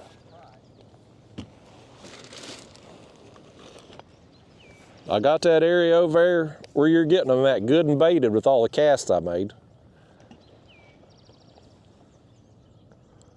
I'd like to see you catch about a 30-pounder today, Daniel. Some of them yesterday, I'm sure, was still full of eggs because they were extra fat. What kind of carp you been getting? Just commons. I saw a mirror yesterday, like up in the mix of thrashing around, but I didn't catch any mirrors. And I didn't get any buffalo yesterday either. I think I know they spawn, I think buffalo spawn before the carp. But I don't know if they spawn in this creek too or not. I hadn't come up here. Saturday was the first time I've come up this creek. It was just desperation to get bait. So I don't know when the carp really moved in. You know, normally this time of year, our water's still down. And now we're like summer pool. So, and the water's up probably at least a foot from yesterday. It all happened in 1 week. Yeah. Usually that line, you know, tapers up, goes down a little bit, tapers up. It was like spring, winter, summer. Yeah. I hope they leave it up too. I'm worried they're going to start dropping it back down again here. You know how TVA likes to play God with the water level.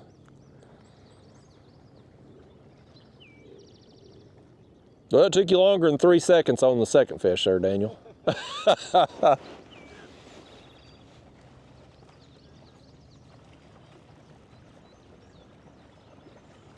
They must be I wonder how many carp die from the spawn. I mean, just from pure exhaustion. That is so much work over there. If it took humans that much energy to procreate, human species would have went extinct. Look at all this, folks, man. They're over there thrashing around everywhere. All up on that grass.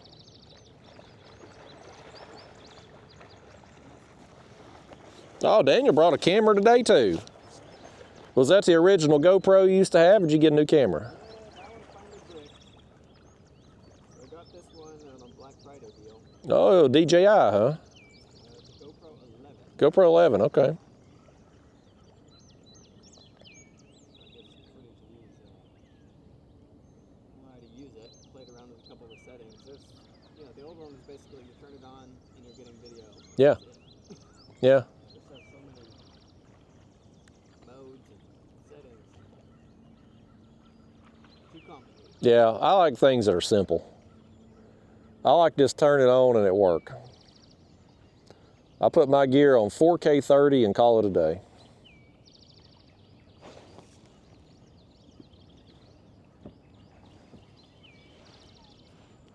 I gotta get me a swig here, folks. I'm eating this pollen, my throat's dry.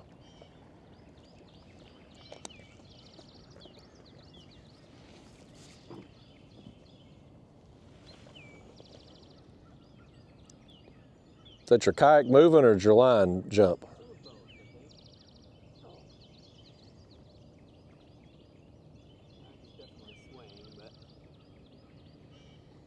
Yeah, fortunately, I don't think the wind's going to blow much today, so I think we should be good. We get Daniel into carp fishing, he'll have him some power poles too.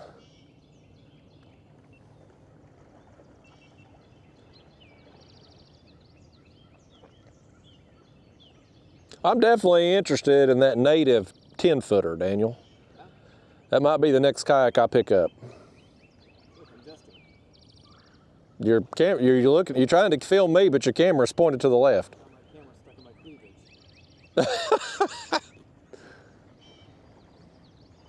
Professional cameraman, folks. Turns around to get me on camera, but got the camera pointed the wrong direction. I swear, Daniel, you pulled up. Now we can't get a bite. Well, that's true, but right now, this time of year, they don't seem to care. I'm gonna catch one. There we go. There we go. Now I'm gonna get in your line. No, you got one of your own. We're doubled up here, folks. Same time. Mine feels pretty good. Yeah, I think we're good. Yeah, mine feels... mine's a pretty good fish right here.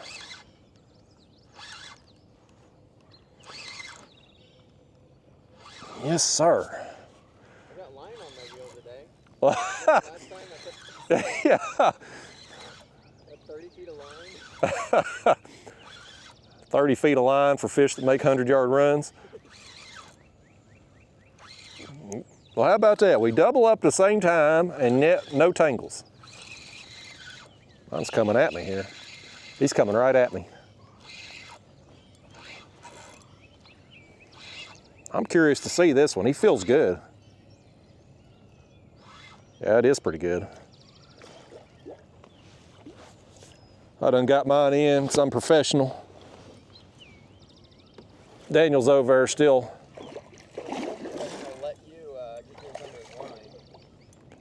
You didn't bring a net, did you? Yeah, I did. Oh, you did? Okay. All right. One fish in. Daniel's working on his.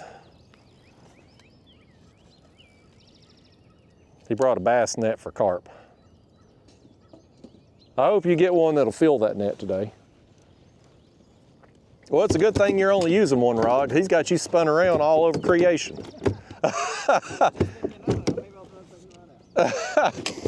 You'd have a tangled mess right now. No, come here, carp. Got all wrapped up every which way. Oh, he's in. Yeah, they are very powerful. Listen here, I'm gonna get this one going. He's wild, buddy. I brought him in too soon. He was a tough fight too. Tough fight, but boy, he's still full of energy. This here, he's mad. He ain't been getting enough of the ladies over there.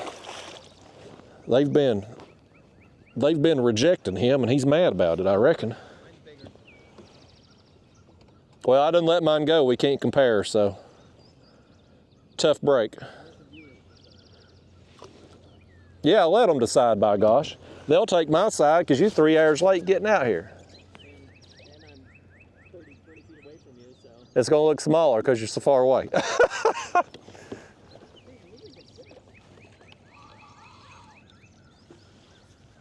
Oh yeah, yours might actually be bigger than mine, Daniel. In fact, I know yours is bigger than mine. Maybe it's just because you're small net. Yeah, I think that's the biggest one I've seen this morning. Let me stand up here. Lord, he's got the emergency paddle out.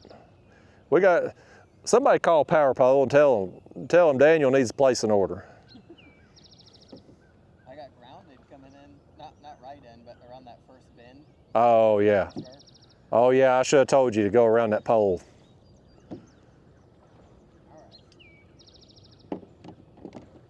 Really shallow areas of this creek, but you turn, you hit record. Oh, you using the Volta. I never use mine. I use it for the battery, but I never use it for the camera functions. I don't think I've got this. Daniel's learning how to do video out here today, folks. What I really just need is a couple carp pictures. That's a good fish. Is that a PB for you, Daniel? I think that's bigger than the ones we caught last year. That was such a fun day. I feel like every fish was hit huge. Yeah. I think that one right there is probably pre-spawn. It's got a big belly on it. All right, I'm gonna get mine baited up again here. I ain't cutting you come out here and steal my spotlight, Daniel. Come out here, catch a fish in 3 seconds. Now you're catching the biggest fish of the day. I about had enough of your crap.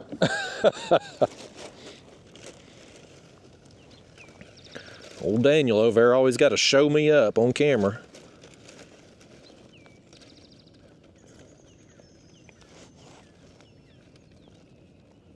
All right. Let's cast back out over here. All right, we back in the game.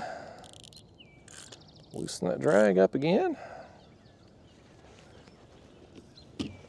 We done got our fish reeled in, landed, bait cast back out. There he is, folks, look at that. That's a good fish. Here, buddy. Thanks for the deposit. Nice. Fun times, ain't it? Plenty more where that came from today, too. I mean, it's always fun catching them, but when you know you're going to catch fish every few minutes all day long, like, that's freaking awesome. I think it is.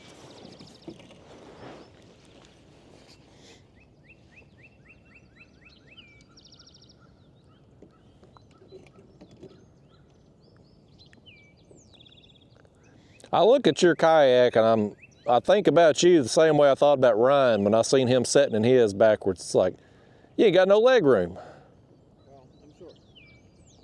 In fact, I mean, I don't think I'd want to go down to like the 10.5, but, you know, I got my seats, if I have my seat slid all the way one way, then I can't reach stuff up here, and if I slide up the other way, then I can't reach stuff the other way.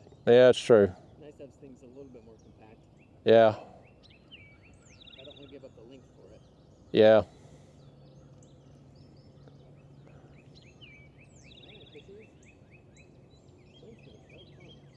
I've given up on trying to fish off the back of a kayak. in order to get one that you have to fish off, that you can fish off the back of, it's so damn big and heavy. And I've wondered about using those two spots and modifying this because I don't need my rod rack way up here. yeah, I don't mind having it low. I'm just doing because it'd be nice to have like 3 or 4 rod holders across the front, so having to do here, and then out the side. yeah, Something like that. yeah. I got a piece of that, that like extruded aluminum. Mm-hmm. It's got a slot in it. Thinking about just doing that low, just like bolt straight into those two things, right down flat on top of the kayak. Probably more secure that way. Yeah. I mean, this is nice for people who are running double screens. Yeah.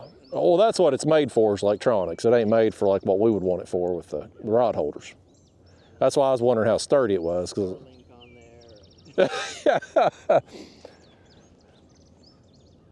People's got everything on these kayaks these days. There ain't no accessory in the world that can't be installed on a kayak in 2025. But yet I find myself longing for the old days of simplicity. Nostalgic, I guess. You ever gonna get another line back in the water, Daniel? My gosh, you 4 hours late getting out here, and now. I mean, I'm giving you like 5 fish to 1 just based on where we're casting. I'm giving you the prime location there that I've been baiting all morning with every cast I make.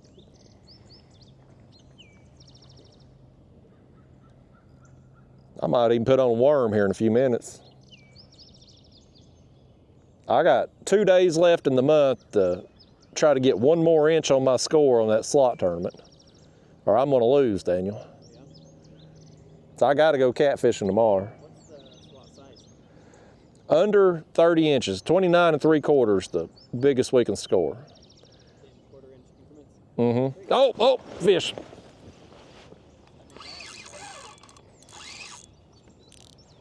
This might actually be a catfish right here from how he feels. I did improve my score on a catfish yesterday, but I need 3 over 29 inches is what I need. It's 10 fish, 3 of mine are under 29 at this point. If this is a catfish, he ain't gonna be big enough to score. Yeah, it is another cat, blue cat. Boy, he's a skinny old thing too. This fish has had hard times. Get this fish a bologna sandwich. Did you bring any snacks, Daniel? This fish needs a meal.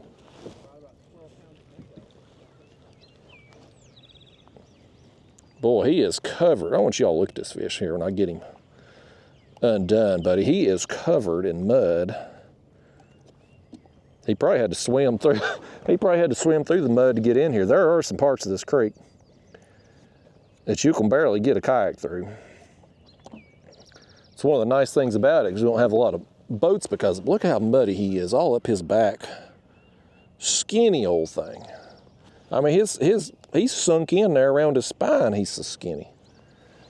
I feel bad for that fish. Not bad enough to give him one of my worms, but I still feel bad for him. I may put a worm on this time when I cast back out. We got them here. Let's burn them up today, use them that way I don't have to take them back home.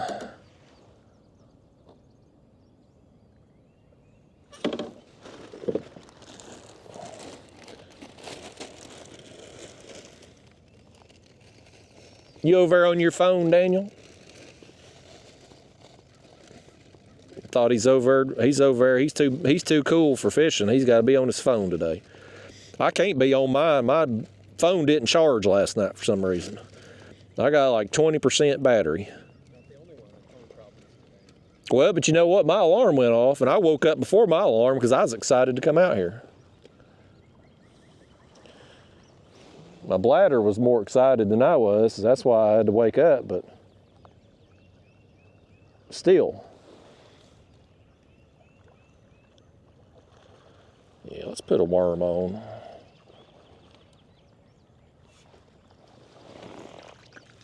We'll either catch catfish or who knows, that worm might get us a bigger carp too, maybe. You never can tell.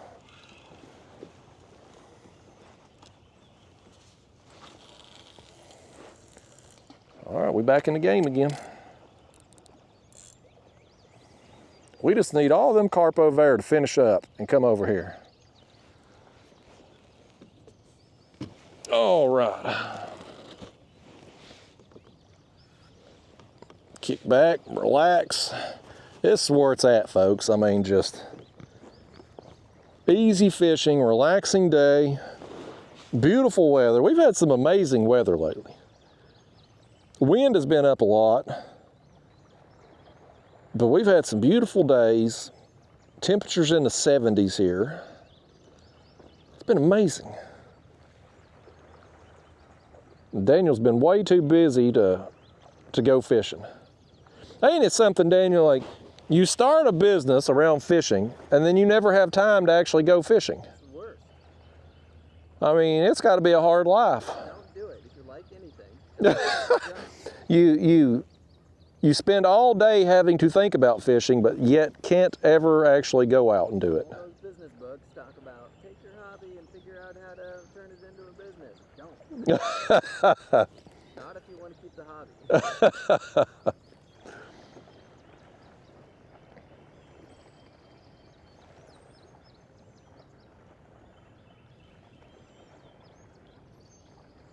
Oh, July and jump.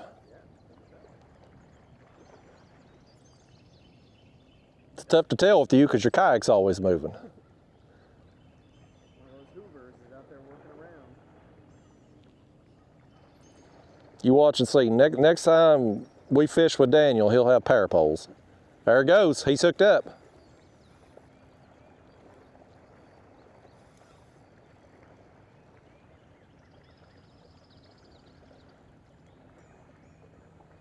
Feel pretty good? I see him out there. He's all over surface out there.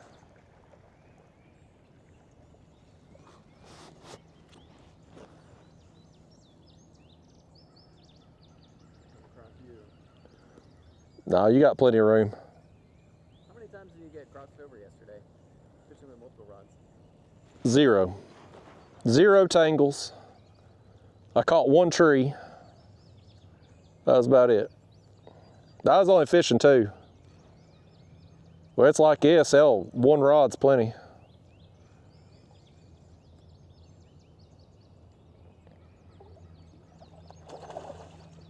Not as big as the last one. Still fun. That will fit in your net a little better. Man, I didn't think I was going to get the last one in the net. No. You catch a 20-plus pounder, you're going to have a hard time with it. But I'll be here to make fun of you the whole time, don't worry. This one's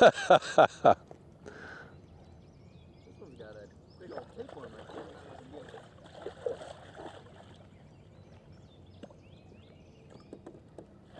One of my channel members commented, they can still comment on my channel members videos. My first carp trip of the year, I got one. It had I thought it was a leech or something. They said it was a lamprey. Oh, maybe that's what this was. Is it like a big long thing? Yeah. Yeah, I bet it's one of them lampreys. It was sectioned not to the gill, but just outside on the gill plate. There's a big old. Big hickey. Yeah. Yeah. Yeah, that's the way that one I had that day had. That thing was long too. Like it was probably 6 inches long. Yeah. Yeah, one of my channel members commented and told me what it was. I didn't know. I've seen leeches and stuff on the catfish, but I hadn't ever seen one of them. All right. Give me your lips.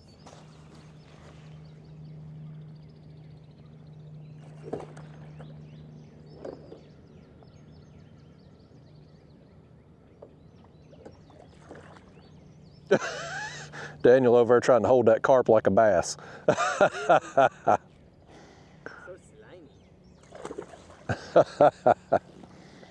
Although, well, maybe it's from getting beat up, or maybe their bodies changed before the spawn or something. I feel like the last ones you couldn't pick up or anything; they just slipped right out. These ones don't seem as bad.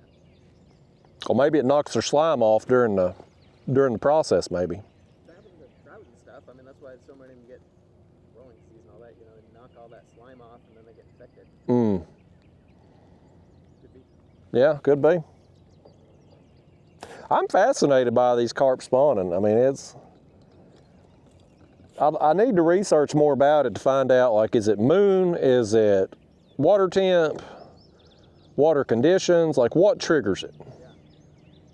And that they're still, like, feeding right along the side. I mean, Yeah. wouldn't happen with catfish. No, because they get up under them undercut banks and stuff, and they hardly feed at all while they're on the nest. And even bass, like largemouth bass, when they're guarding their nest, they're mostly they're not necessarily feeding, they're just protecting the nest. Yeah. But these, I mean, they're not protecting anything from us, from our corn, they're just actively feeding. But not if you throw into it. But that was amazing to me yesterday. Like, I threw right into them and couldn't get them to touch it. But you get out here in the channel and it's one after another.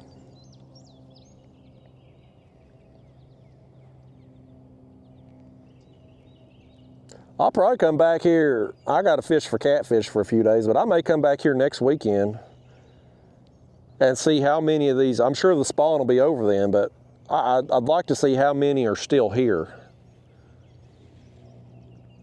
Because, I mean, with all this grass here and the water having just come up, I'd say there's a lot of food for them. Yeah. Even if, it'd be interesting to see whether you see any active spawning activity. Yeah. If you don't, how does the fishing compare? Let's say you don't see active spawning activity going on. How does the fishing compare? Are there still plenty of fish up in here? Yeah. Because the conditions are right? That'll be a good experiment to run. Yeah, I'll come back next Saturday or Sunday and see what's going on. Weather permitting. Oh, my line jumped. Something was over there by it. Train conductor cheering me on in the background.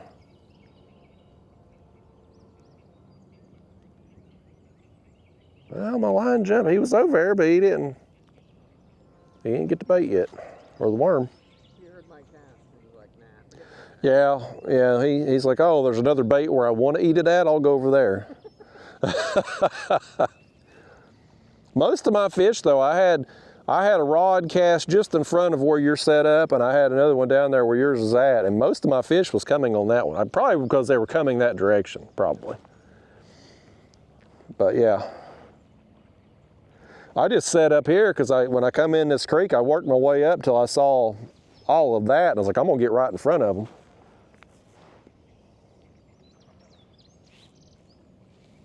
Have you gone any further in?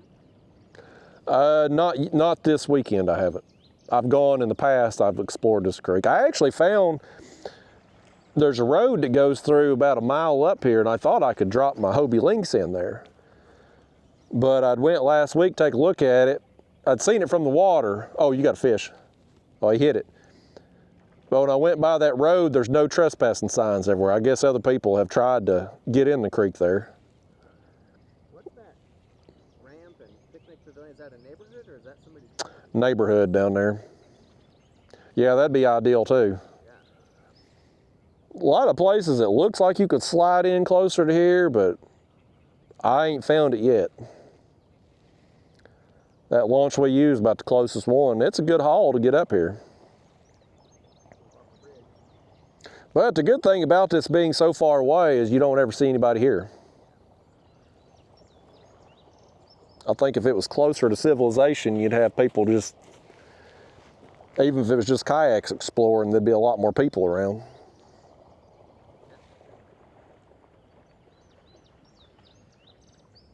Maybe your kayak's swaying too.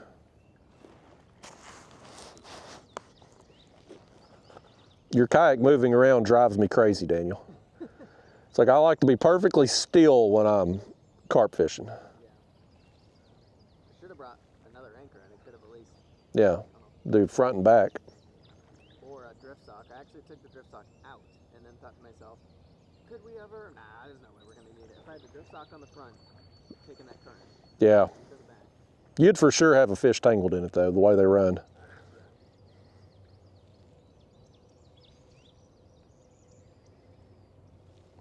Yeah, just that tiny bit of breeze this way. Yep. It's enough to get you moving.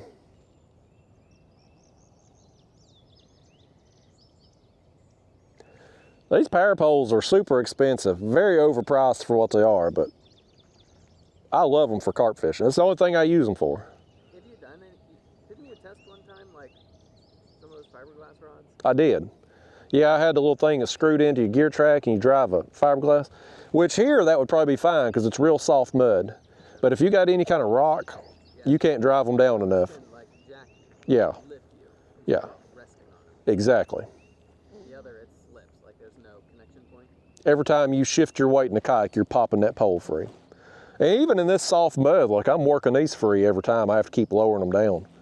But much easier, you don't get spun side to side with these, you don't get pulled free by fish. But this is literally the only thing I use them for. Otherwise, I never use them for catfishing unless I'm super shallow in a creek, which I never do.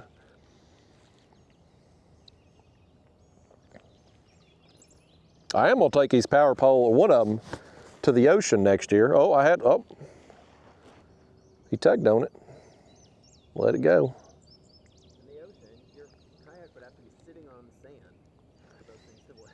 Well, when I go to the Everglades, I'm gonna use them because I'll be 3-5 foot deep catching them sharks, and I'm gonna use them there. Hold me in place. That's what I'm gonna try next year anyway. Daniel, ever since you showed up, this bites went to crap.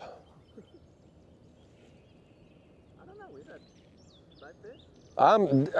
I mean, one every couple minutes before then, Daniel. You've run these fish off. They say you stink or something. They don't want to deal with you.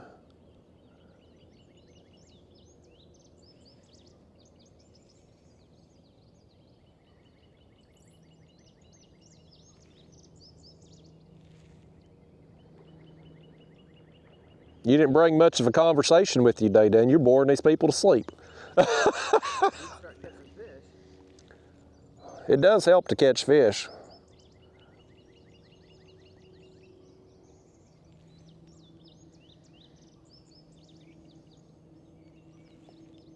What new product are you launching? You can go ahead and tell me because this video will come out afterwards. It'll already have launched.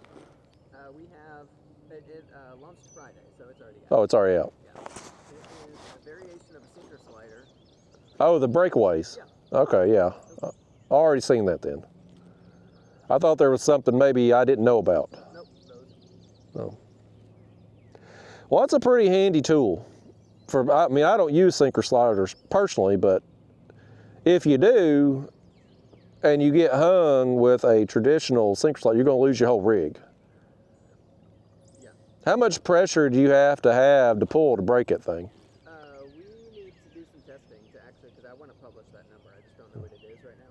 It also a little bit depends, like the guy who designed them, Adrian in Pueblo, Colorado, cool guy. Some of the ones he's using, he's clipping that wire shorter, so there's less, like when you bend them up, it's just, like this much sticking up past, so they pop out super easy. Oh. Then you can leave them longer if you want it, to take more, or if you're fishing in an area where you don't want it to slip out, then you can twist those wires around. So it's adjustable. Yeah. And reusable. All right. Yeah, so then you pop a sinker out, instead of losing your entire rig, you just reel the thing in, slide a new sinker on, and you're ready to go again. Look at that, Daniel. This is going to be fun. What the heck? I didn't even know you had a second rod out. This is an experiment. You remember this experiment? Is that the Tenkara? Yes. That would be freaking awesome. I should have brought mine. Y'all don't know about this. This is a top secret project. I guess I can tell them about it now since you brought it out here to show them video. Y'all, a few years ago, this is one of them harebrained ideas I had. I got into that Tenkara fishing. I bought a Tenkara rod. I ain't used that thing in a year or so now. I reach out to Daniel and I'm like, I've seen these hot Asian women online using these big tenkara rods to catch carp and other fish over there in Europe and stuff. Well, I think I got feet on the brain because the Asian women do my feet. Yeah, Freudian slip because they do my toes and whatnot. Daniel's over making fun of me. So I reached out there, I'm like, we need a heavy duty tenkara rod to catch some catfish with. And I'll be damned if he didn't make me one. Now, I never ended up using it. I still haven't used it. But he's brought one with him today, and he's got that over there, and that thing got hit. And that is going to be awesome. This is the perfect time to do it too, Daniel, because there's so many fish in here. Smart thinking. Yeah, I got a compliment. Yes. Marcus Day down in history. I'll never compliment you again. Make that for me being late, right? Nope. But it might help if you get one on it. That will be so awesome. If I get one on. The line that's on there is, I forgot to bring a spool of line. And so I just ripped it off an old rod. That line's not right. Is it braid? Yeah. That's going to be tough too. Yeah. It's like a stretch. No stretch. I have some mono with me, but it's like 8 pounds. That's too light. Yeah, no stretch, no drag. It's going to be awesome though if it happens. I didn't even think about that. I haven't thought about that rod I need to bring mine out. It was going to be one of them things I would do off camera, y'all, and then I just don't get much fishing time off camera, and life happens, and yeah, that's going to be cool. I hope that thing goes down. Me too. Glad I at least got hit on it. Yeah. Gives me a little hope. Yeah.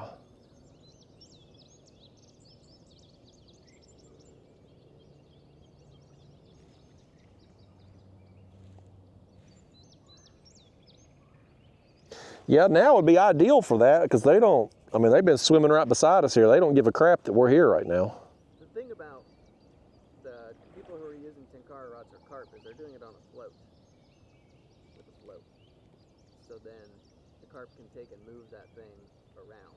Yeah. It's sitting on the bottom, so the second they pick that up, they're feeling the rod. Right. Put a little extra slack in it because it's on a slip sinker, so they can move some. Mm-hmm. But Plus, that rod's pretty heavy action. There's not a lot of really built for catfish. catfish, yeah. But nevertheless, I hope it goes down hard. That's going to be awesome if it does.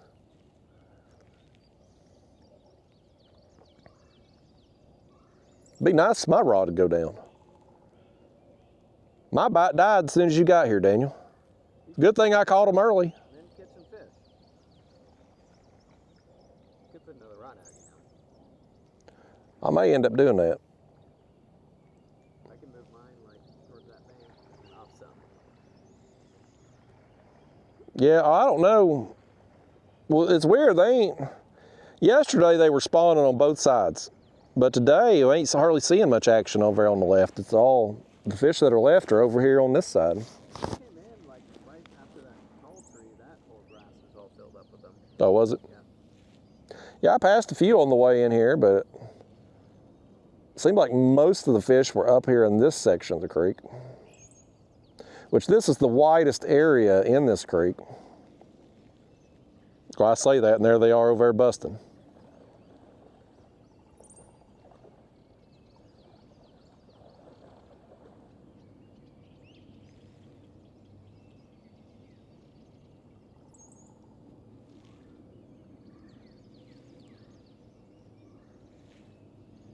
I may throw out another rod here on the right.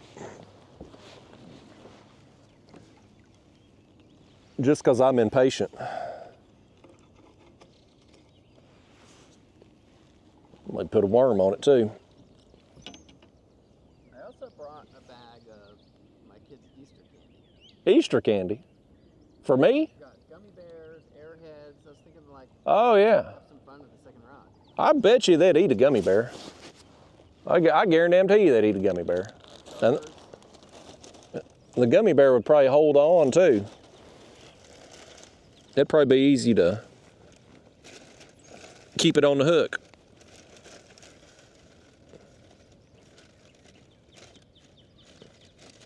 Yeah, we're gonna throw out another rod over here on the right since Daniel's messed up our mojo here. He's been bad luck today. Hell, his alarm, sleeping through the alarm, killing our bite out here. You got bad Judy on you, Daniel. You get one on that Chinkara rod, it's probably gonna flip your kayak over. You got one going out? Yeah, I'm gonna throw one out on the right over here. Oh, I got a fish on? Hold on. Tell that fish to wait a minute till I get this line out. I want him to have another line to possibly get tangled in.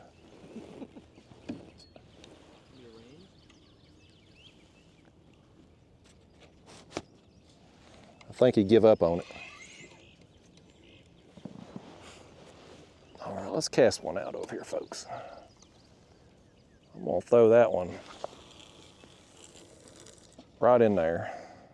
To the left of the weeds, but still pretty shallow. Yesterday we couldn't do worth a crap over there, but today's a new day. So who knows? Maybe that's the magic spot today.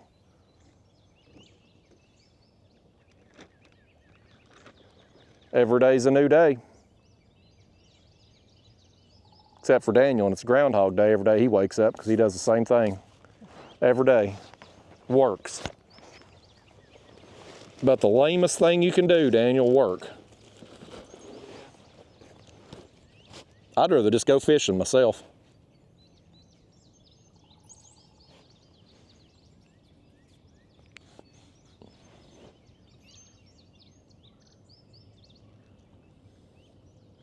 I want that Chinkara rod to get hit so bad. I'll try moving it around a bit. Right on that side. Get out here. Oh, yeah, that one rise right here. Yeah. Yeah, they were right in front of you when you first got out here.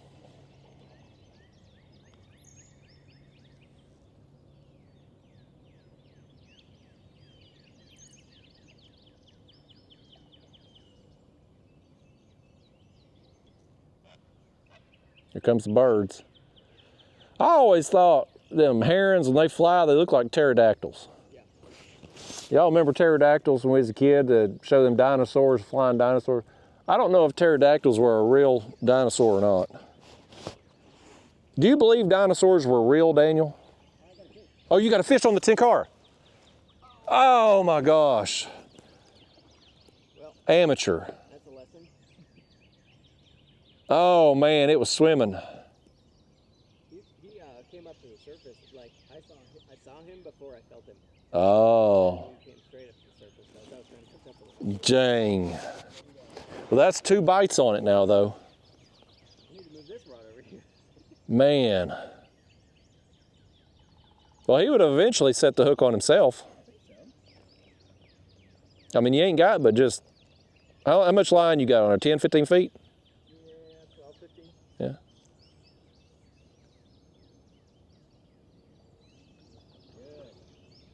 Good. Oh, I got hit on that rod. Tugged on it.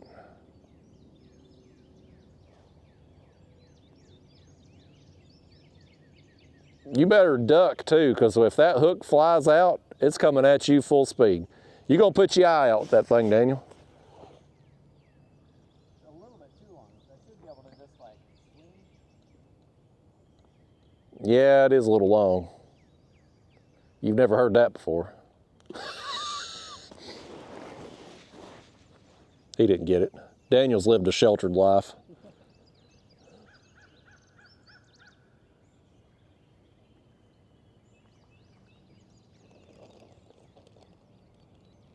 I'm gonna reel this one in and rebait it. It's been hit a couple times now. Well, I don't know, I say that, and there was a fish splash right down there in front of it. Let's reel it in anyway. I bet you I ain't got no, I know I ain't got no pack bait on there. The worm's still on it though, they hit it, they didn't get the worm.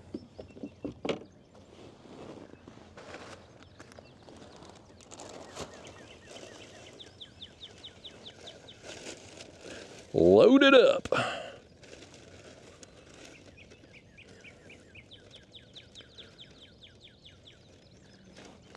There we go. All right.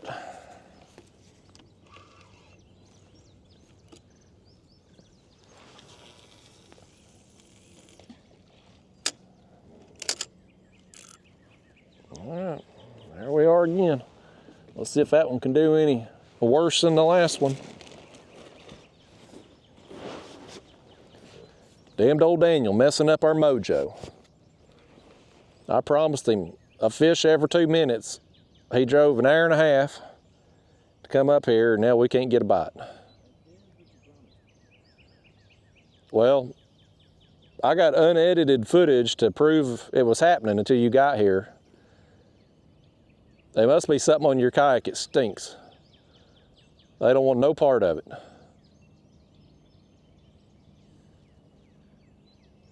You over there playing with that camera? Yeah, I gotta figure out how to erase my SD card. I want to run some longer video. Well, I mean, you just got that camera. How much footage you got on there? We did I have it out that trip that we did like in November, so. Well, you ain't fished but like once since November. Or was it, when did you and me and Ryan go out that time? That was last year. How big an SD card you got? I don't remember. Bundle. Oh, it's probably a small one then. It's only, like right now it only shows an hour and 11 minutes. Oh. Yeah, you got a small card. I think I got 512s, I think. 512 gigabytes.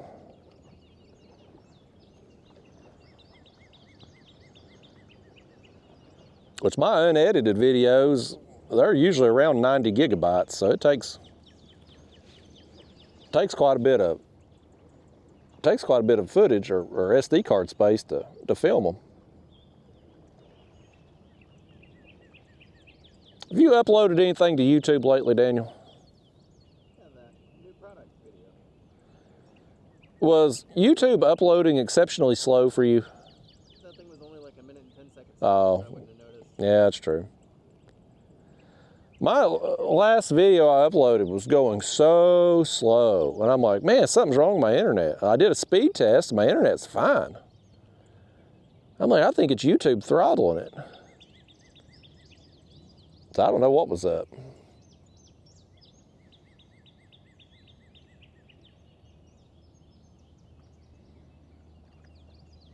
All them features you're working through on that damn GoPro, and that thing was still overheating in the sun.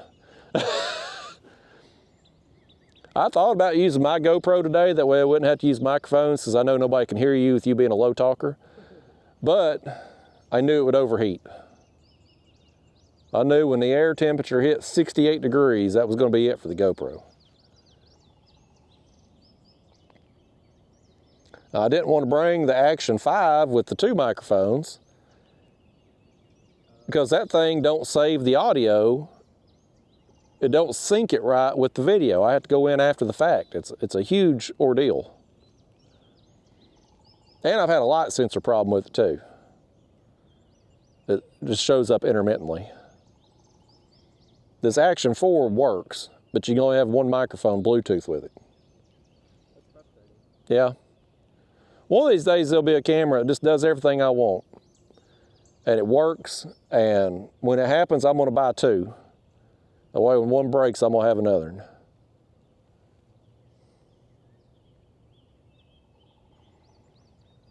GoPro's turned into a penny stock. Their stock price is down so much, I keep hoping somebody's gonna buy them out. A Sony, a DJI, somebody that can fix their issues. That way we can have the best footage along with a camera that actually works. Do they still have the best footage? I think so. They have the best motion footage, for sure. Yeah, definitely. I mean, of the action cameras, I think they're the best. You got a fish on? No. This time.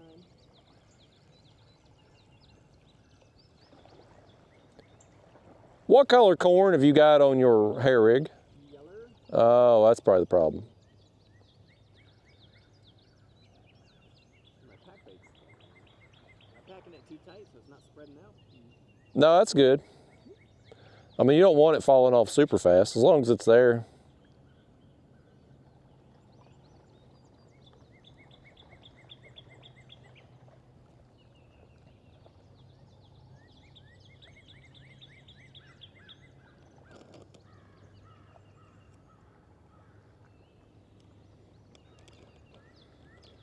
Let's do this a minute, Daniel. Let's test something. When you cast yours back out, cast more to the left. I'm gonna cast this one where you were at with the pink, and we'll see if that makes a difference. Because I just can't believe we're sitting here this long without a bite. And yesterday I couldn't catch nothing on this side. I had to be in the creek channel, so it'd be interesting to see. Yeah, and I got some extra pink over here too you can have.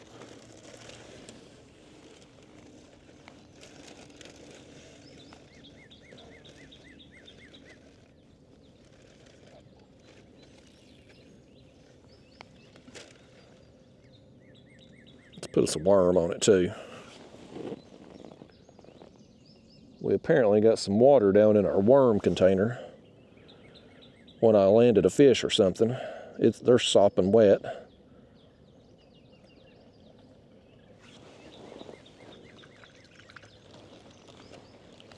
All right. Let's cast over there.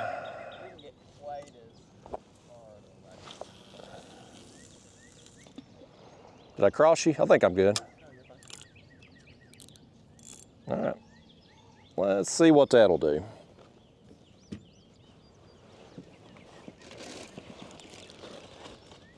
It'd be interesting to see if we cast over there and get bit instantly in a few minutes there on the pink, then we're gonna know something's up.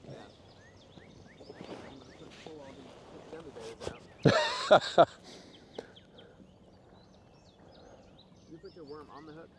I put the worm on the hook, yeah. Is your floaty stuff enough to float up that worm, or do you think it's laying flat? Yeah, it'll probably lay flat. Them corn are slow sinking, so they're going to end up on bottom. Most of the fish I caught, though, I caught them catfish on the worms first thing there, so I stopped using them. But I put them back on now because I thought maybe I'll bust one for the slot tournament.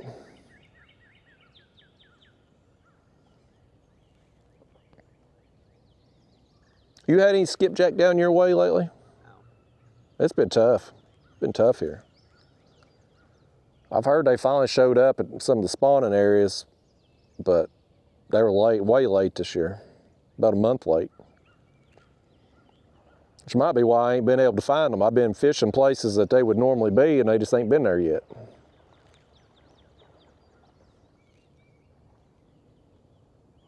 I hope to get on soon. I've been wanting to come down there and fish nickeljack because, you know, we got that tournament coming up here in a couple of weeks. But I hate to come down there with crap for bait.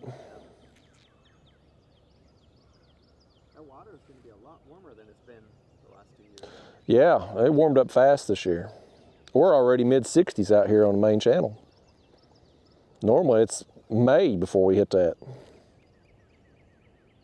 Which that's one of the reasons I've been surprised that the white bass and skipjack were late spawning, because you would think the water heating up quicker would get them on the move faster, but. Or maybe, I guess also, the last couple of years there's been the first one on Chickamauga, like people. Yeah. Yeah. Yeah, I would have rather them had it on Chickamauga than nickeljack. But it's going crazy. I mean, there's just, I bet you there's 50 fish over there just all thrashing around. Were they, so yesterday, like where in relation to this grass mat, were they all down at the end down there, or were they up? All up in here, all up and down this side. There's not nearly as many fish here today as there was yesterday. I wonder. I'd say there's probably 25% of the fish here today is what there were. If we don't get much action, I wonder about going down like halfway. We could, you can slide down. Oh, there you go. Oh.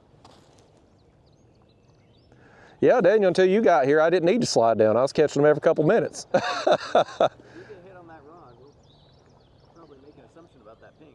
I really, man, yesterday I was like, there's something up with this. And then when I switched the rods and couldn't get bit on the yellow in the same place I was getting bit on the pink, I'm like, there's something going on.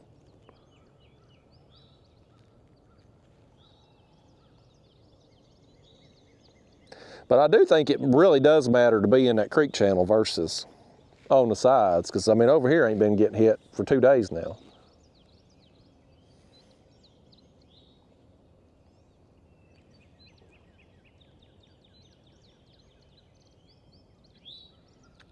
I promised Daniel a fish every few minutes until his arm got tired. We'll catch and catch and catch and catch and catch until your arm gets Yep. tired to catch or something like that. Yep. Well, if you'd showed up when the fish were here spawning, Daniel, you wait till it's about over. Got better stuff to do, better people to hang out with. Did you get up and make your kinfolk breakfast yesterday? Nope. So you slept in. You could have been out here fishing yesterday and got to spend as much time with them. He's afraid of his wife's what it is. She'd have given him a hard time about it. As any wise man is.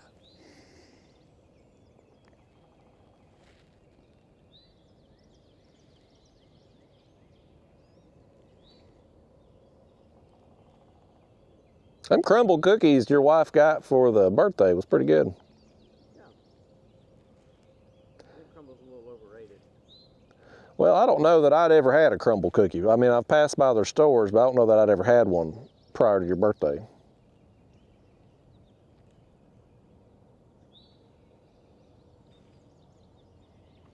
We went to a place, well, I guess it's been a few months ago now, called the Peach Cobbler Factory up in Knoxville.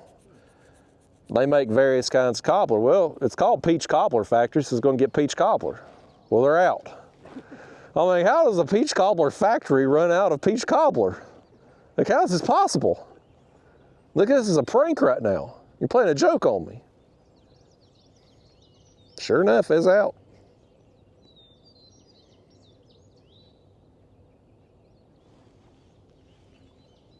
If their factory is anything like Cheesecake Factory, Yeah, it didn't look like a factory. It looked like a restaurant. like get it in a box, stick it on a plate kind of factory, then yeah, there's a factory. It was like a little bowl, like very overpriced. Like $8 for this little tiny bowl. I'm like, oh my gosh, I can't believe we came here. Why are desserts so expensive?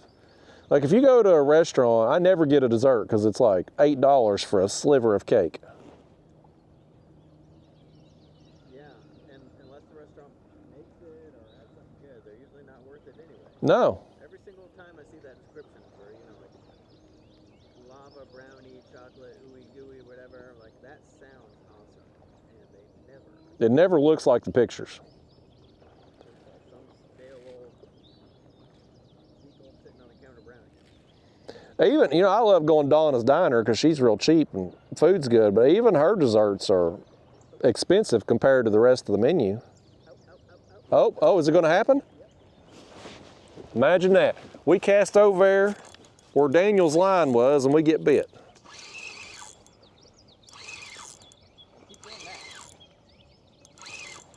I think it might be a catfish though. That worm caught us the wrong species. I throw back out next time, I ain't gonna put a worm on. Maybe 29 3/4. Well, he ain't gonna be 19 3/4, I don't think. He's a tiny thing. I hope it's at least a blue and not a channel.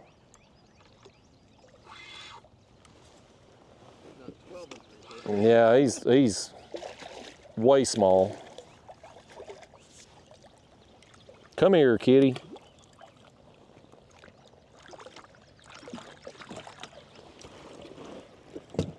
Come up here. With that. He left the worm on. I guess we will throw a worm back out.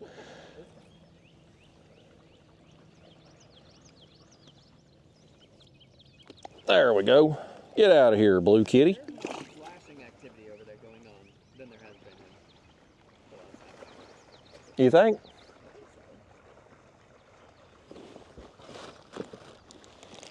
Well, we know they're here. Can't deny that. It's like, why'd they stop biting all of a sudden?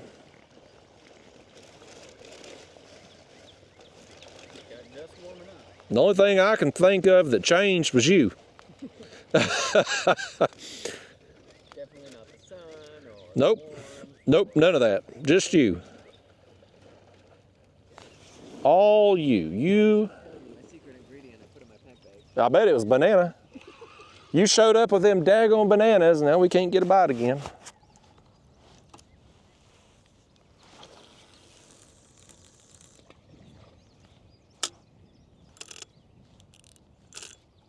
All right.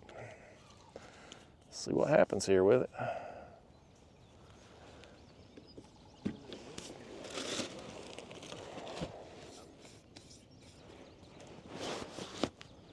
What are you grabbing that rod for? There ain't nothing in the water. Okay, out of the corner of my eye, I saw that line tense up, and I saw your top line. I was like, oh, that must be my back rod. Wait. But your back rod ain't in the water. I mean, you looked at it for a while too. Going like trying to figure out depth-wise. Like, this one's green, but I'm using white on this one. What? Oh, that's the best thing I've seen all day. I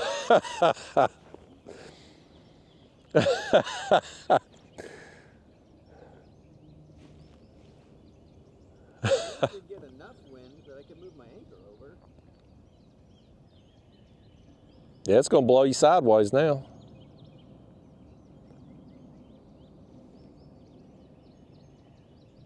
Another option for you too, possibly, is to get up on the bank, like push your kayak up on it, kind of. Yeah, I could.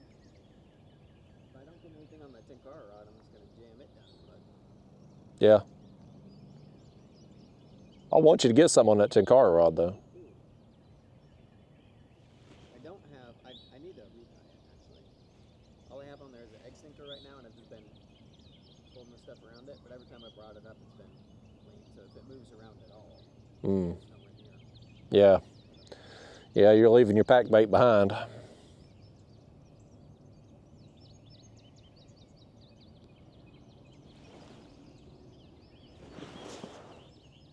I could just put a worm on there. Something. Yeah.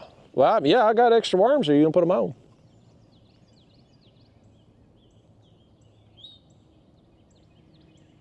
I may at least tie a method feeder in there. You know, that might actually be better for us, Daniel, if we did move, like face our kayaks that way. That way we could have 3 lines out in that channel versus basically one. If I went that way? No, like if let's say we were over here in the grass and we were casting. Oh, okay. We could have one here and there. Yeah. All the way down. Right. Maybe even up some. Yeah. Because I'm sure they fish up this thing too. That's the only thing I can figure has changed is our bait location. We're not really getting ever in that creek right now. Because I know this one over here.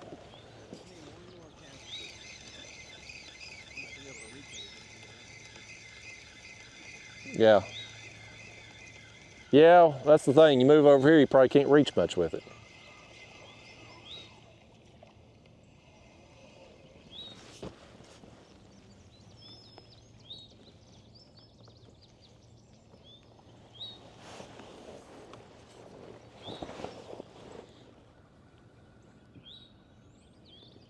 I want him to catch something on that Tenkara so bad. I watch them women, they're little Asian women, they got these tight pants on, and their videos of them with the Tenkara rod, and they catch these massive fish. They also have 10-car rods that are like 20 feet long. Yeah, they're super long, like bamboo. Like they put them on, thread the thing out there, they got balance. Yeah. Like roll the thing out there. I mean, there's a science to it. They got no audio. They're not talking during the video. You're just watching them in them tight pants pulling in fish. No talking during the video, that'd be nice. Well, it's like filming a video with you, just sitting there in silence, Daniel. The thing I want to hear when I'm watching a fishing video is somebody yapping. And just nonstop. Well, they don't have to worry about that with you, low talker. You like the Seinfeld episode. Did you ever watch Seinfeld, Daniel? You know, you and some other people have told me that my whole life. My wife and I just started. You just started? Just now? In a month or two ago, maybe. We watched the first 6, 7 episodes. Well, you're still early on. Yeah. That's all you've watched in all that time? Probably, maybe more. Hmm. Not many more. Probably not more than 10. Are you at least into it? Yeah. Okay, good. Yeah. People have told me for a long time that I would like that show. Yeah. It's probably the best sitcom ever. If I was ranking sitcoms, it would be right up there. I don't know, The Office. No. Considered a sitcom. Well, a lot of people probably would say The Office is the best, but I would go Seinfeld. And I would say The League would be number 2 for me, because it's like vulgar Seinfeld. I have not seen The League. But, well, you probably wouldn't like it. Wouldn't be your cup of tea. Not your kind of humor. You like kayak squirrel type stuff. No, we have not talked about that. I saw it, so I made like an online yard sale video, and I met a guy to sell some reels. And he brought it up. He didn't know it was an April Fool's either. He thought, like, where's your other channel at? Oh, man. That's the trouble. Put too much polish on it. Well, It wasn't enough. It wasn't... they was something on it, all right. It wasn't outlandish enough to be clearly satire. Or a joke. Yeah, nobody got the satire. Everybody thought that thing was the real deal. Yeah. That's almost better. That's a... Yeah, I met him for them reels. We was sitting there talking a while, and he brought that up. I'm like, golly, bud. Everybody thinks that's real. Damned old Daniel. I have to come up with a good idea for next year.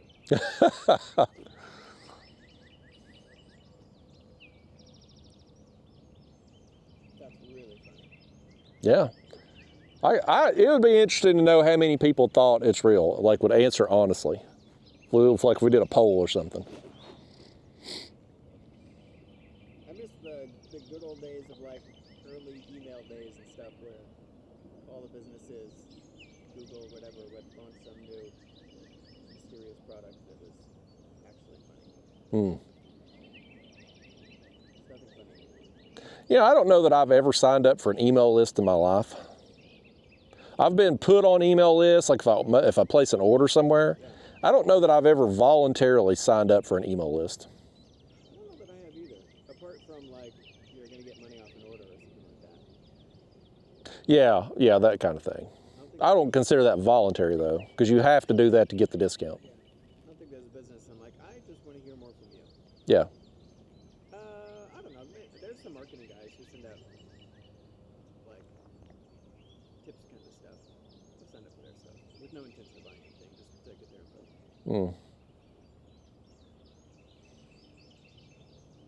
I don't even know, I mean, aside from businesses, like who would I want to hear from?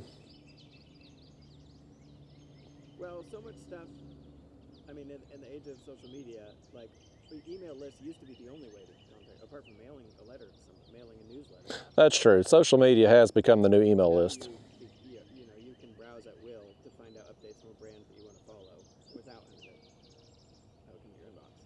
Yeah. That's fair. I try not to be on social media too terribly much. I mean, I use Messenger a lot, but I try not to be on there very much. I've started posting more on Facebook again. Your page, when I did the April Fool's Day thing, I could not find your page. There was one kayak catfish page searchable, and it wasn't you. Really? If I search, there's like 15 of them that pops up, but it's all fake ones.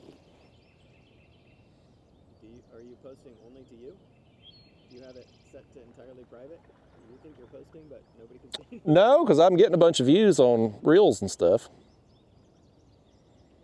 That's why I started posting on there again. I made that yard sale video just to sell some of my gear I had around the house. And that video made like $6 from Facebook. I'm like, it didn't hardly get any views. How'd I get $6? I've never understood Facebook's monetization thing. When I got on there to post the yard sale video, it made me, whatever monetization thing, which I never made any money on Facebook anyway, but it made me opt into something else because whatever was going away. Yeah. And so I had to click on that, and then I posted that video, and I checked back whatever, and it had a thing up there, and I'm like, well, damn. Well, let me post some more stuff and see what happens. But I don't like Facebook. I used to post just my pictures for my own self, really, on Instagram. But now when you get on Instagram, and I don't know if it's like this for you, like the people that I follow, I rarely see anything. It's like all sponsored stuff and companies and advertisements. Like you got to scroll a long way to even see anything. But I actually stumbled across a setting the other day. They changed, like it used to be like you could like a page or a person, follow them, and then add them to like favorites or something like that. Now there's like 5 different options of like, I always want to see a post, I want to see some, I rarely want to see, and I never want to see, something like that. Well, that's helpful. That means you can follow a friend without actually having to see all the crap they post. I try not to make any new friends with YouTubers because they always they want you to watch their video. Hey man, check out my new video. What do you think? Like, I ain't got time to sit through 57 people's videos every day.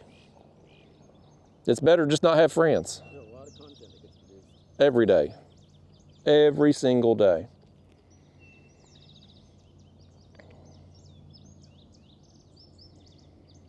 The less interacting I do on social media too, the better I feel. I know. I mean, it's like, there's something to being out of the loop, I think. Because the loop, most of the time the loop's a negative loop. Always is a negative loop. Yeah, so it's better to be removed from it. There's never any good news. There really ain't. I mean, even if something is big news, it's like, it's usually something that's bad that's happened. No good news goes viral. Yeah, no. Where do these fish go? I don't know, Daniel. It's very frustrating. I was catching so many fish, and you showed up and wrecked my day. And I was excited to see you today. I thought, man, we're going to put Daniel on some fish. It's going to be fun. And you've killed it. These fish, they're so pissed off at you showing up 4 hours late, they said, we're done. If he can't get out here on time for us, if he don't respect us enough to be on time, we just won't bite his line. That's it. Which then gets translated to them not biting your line. Yeah, because they don't know who's who, so they're just not going to bite any line. Yeah. Your bad behavior has negatively impacted me. And everybody who's sat through this, I mean, they probably watched an hour now without seeing a fish caught. And you caught one within 3 seconds of casting a line out. I was like, Justin didn't lie this time. Yeah, I'm like, I'm actually looking like I'm smart for once. It's honestly, I mean, it's amazing the difference. Something's fallen. Huge old heron tried to land on a branch. He broke it. But it's amazing the difference how, I mean, granted, there's still a lot of fish here, but how few there are compared to yesterday. Were you recording yesterday? Oh, yeah. Yeah, I did a 4-hour video yesterday until my battery was about crapped out and caught fish the whole time. The first 2 hours till you got out here, I was catching fish the whole time.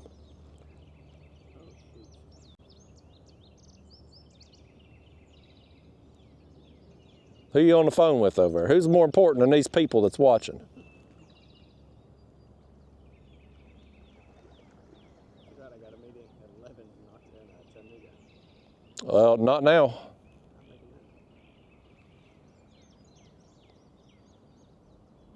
Hell, you couldn't probably make it back to the ramp here by 11.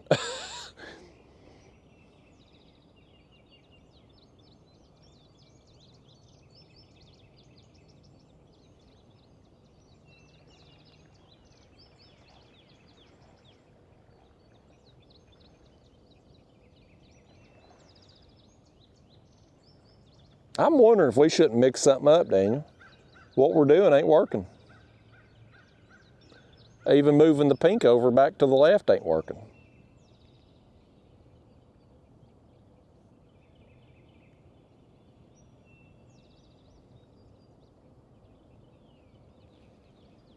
Daniel, he's busy. He's busy over emailing. Think about it. It's in my TiVo, and it'll play back in a second. You got DVR in your mind there? Do they still make TiVos? I don't know. That was a thing for a while. I think Dish Network and cable companies are like, oh, we can just make our own. Everything's streaming, so it's not even really like you need to record it locally anymore. It's just like, what part do you want to watch? Oh yeah, we got that. Yeah. Yeah, we watched some shows and we started recording them on YouTube TV. Because like for instance, we watch that you've been watching Matlock, the new Matlock? Well, it's pretty good. But if you watch it on the Paramount app, you got to set through ads. But if you just record it on YouTube TV, you can fast forward through everything. So like Matlock, Survivor, stuff like that, we just record.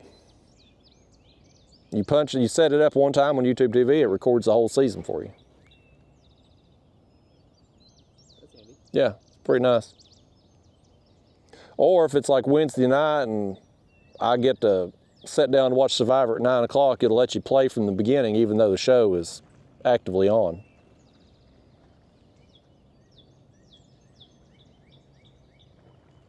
YouTube TV is about as much as cable though these days. Yeah. I shouldn't say this while I'm actively on YouTube, but I may have a girlfriend's sister's password that's shared. We'll say same household.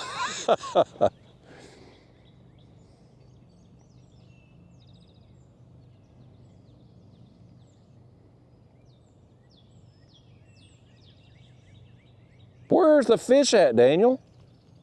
Is that one right there? No. Is that line moving? I think it's the wind. Well, it's definitely time to lose the lamp. Yeah, I'm regretting wearing my bibs now. I had a hoodie on this morning because it's a little chilly, but I pulled it off. I wish when I took the first step into the water, I wish that I'd done waders and boots instead, but now I'm glad I didn't. It's that time of year. Yeah, it's just you gotta be prepared for all seasons this time of year.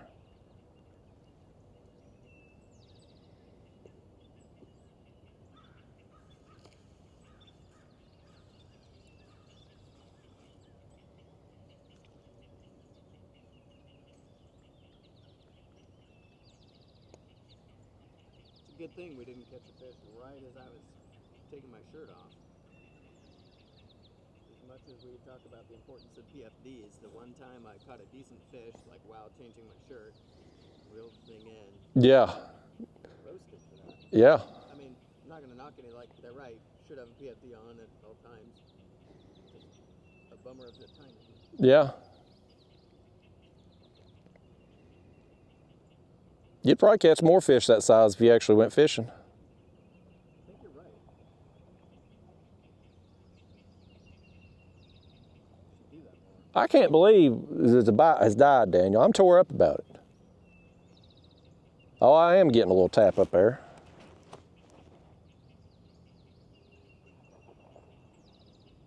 Come on, Hoover mouth. Something's close to it. That's your worm. You think it's my worm moving? It's a little bluegill tapping at your worm. It could be. Or a turtle. I didn't catch a single turtle yesterday. Turtle on the Tinkara rod would be rough. Yeah. Yeah. Not too bad. I got a snapping turtle last week and I was like, yeah, he's gonna have that hook. He'd ate it kind of deep anyway. I don't know a good way to get a snapping turtle unhooked safely. He's close.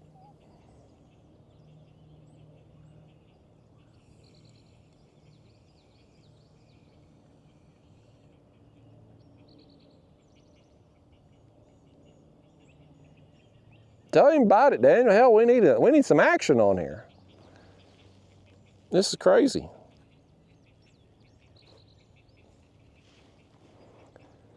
Who would have ever thought you could be such bad luck? It's cause you brought them bananas. There was literally a carp that jumped right down there in front of you.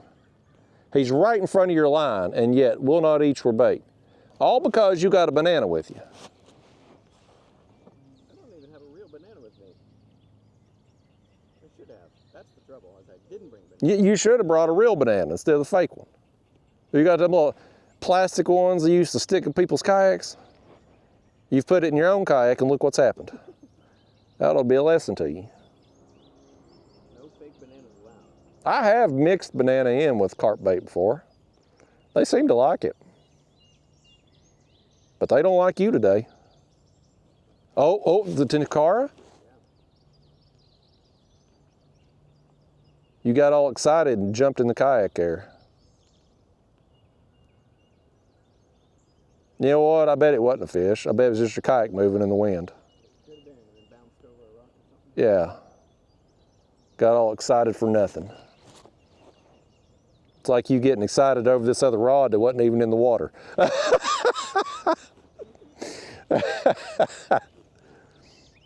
know, all growing up, most of the catfishing we did was at night.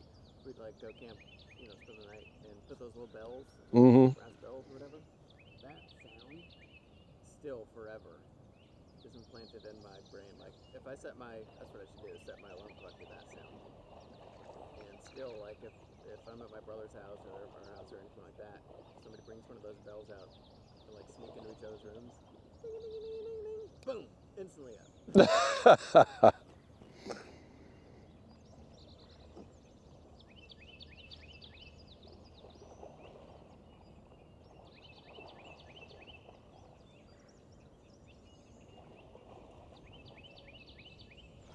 I mean, look over here at this, y'all. The fish that were here. Was there this much current earlier? Um, The leaves are really moving past us. yeah, it's probably, current's probably about the same. But those of you that watched the last carp video here that I filmed yesterday, man, you can see like the action that's here today compared to what was here yesterday, like it's a big difference. Like this spawn, it's a magical time, but it does not last. Like it's a few days and gone, it's over. And there's obviously still, there's obviously still a good number of fish here, but it ain't like it was. Like it's winding down for sure. This is the end of it. You're still getting pecked on that rod. Yeah. It jumped a couple times.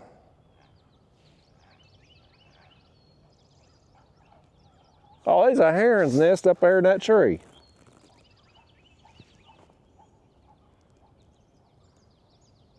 They make some big nests.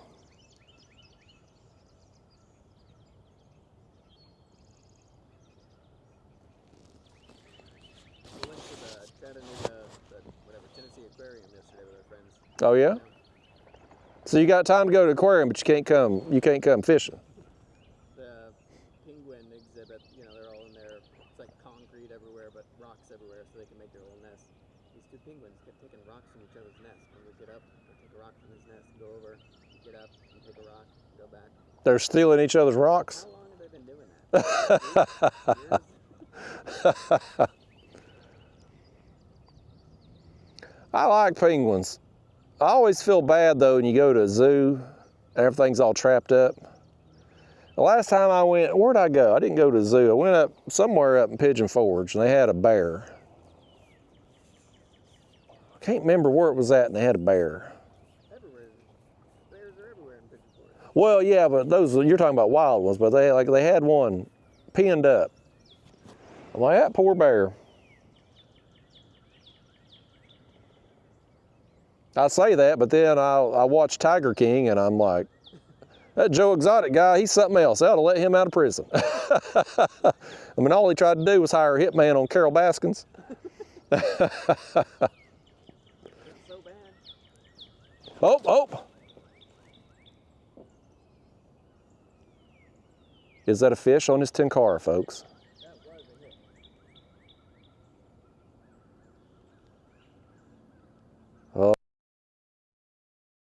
I want that rod to get hit so bad.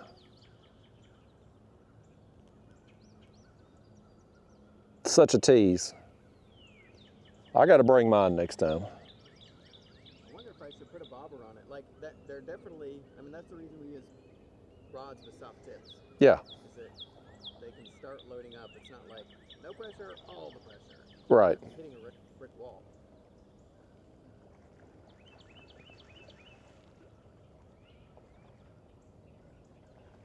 With big catfish, that's fine.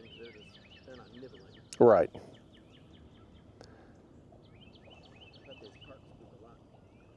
Well, and their mouths are so soft too, they'll just rip the hook out.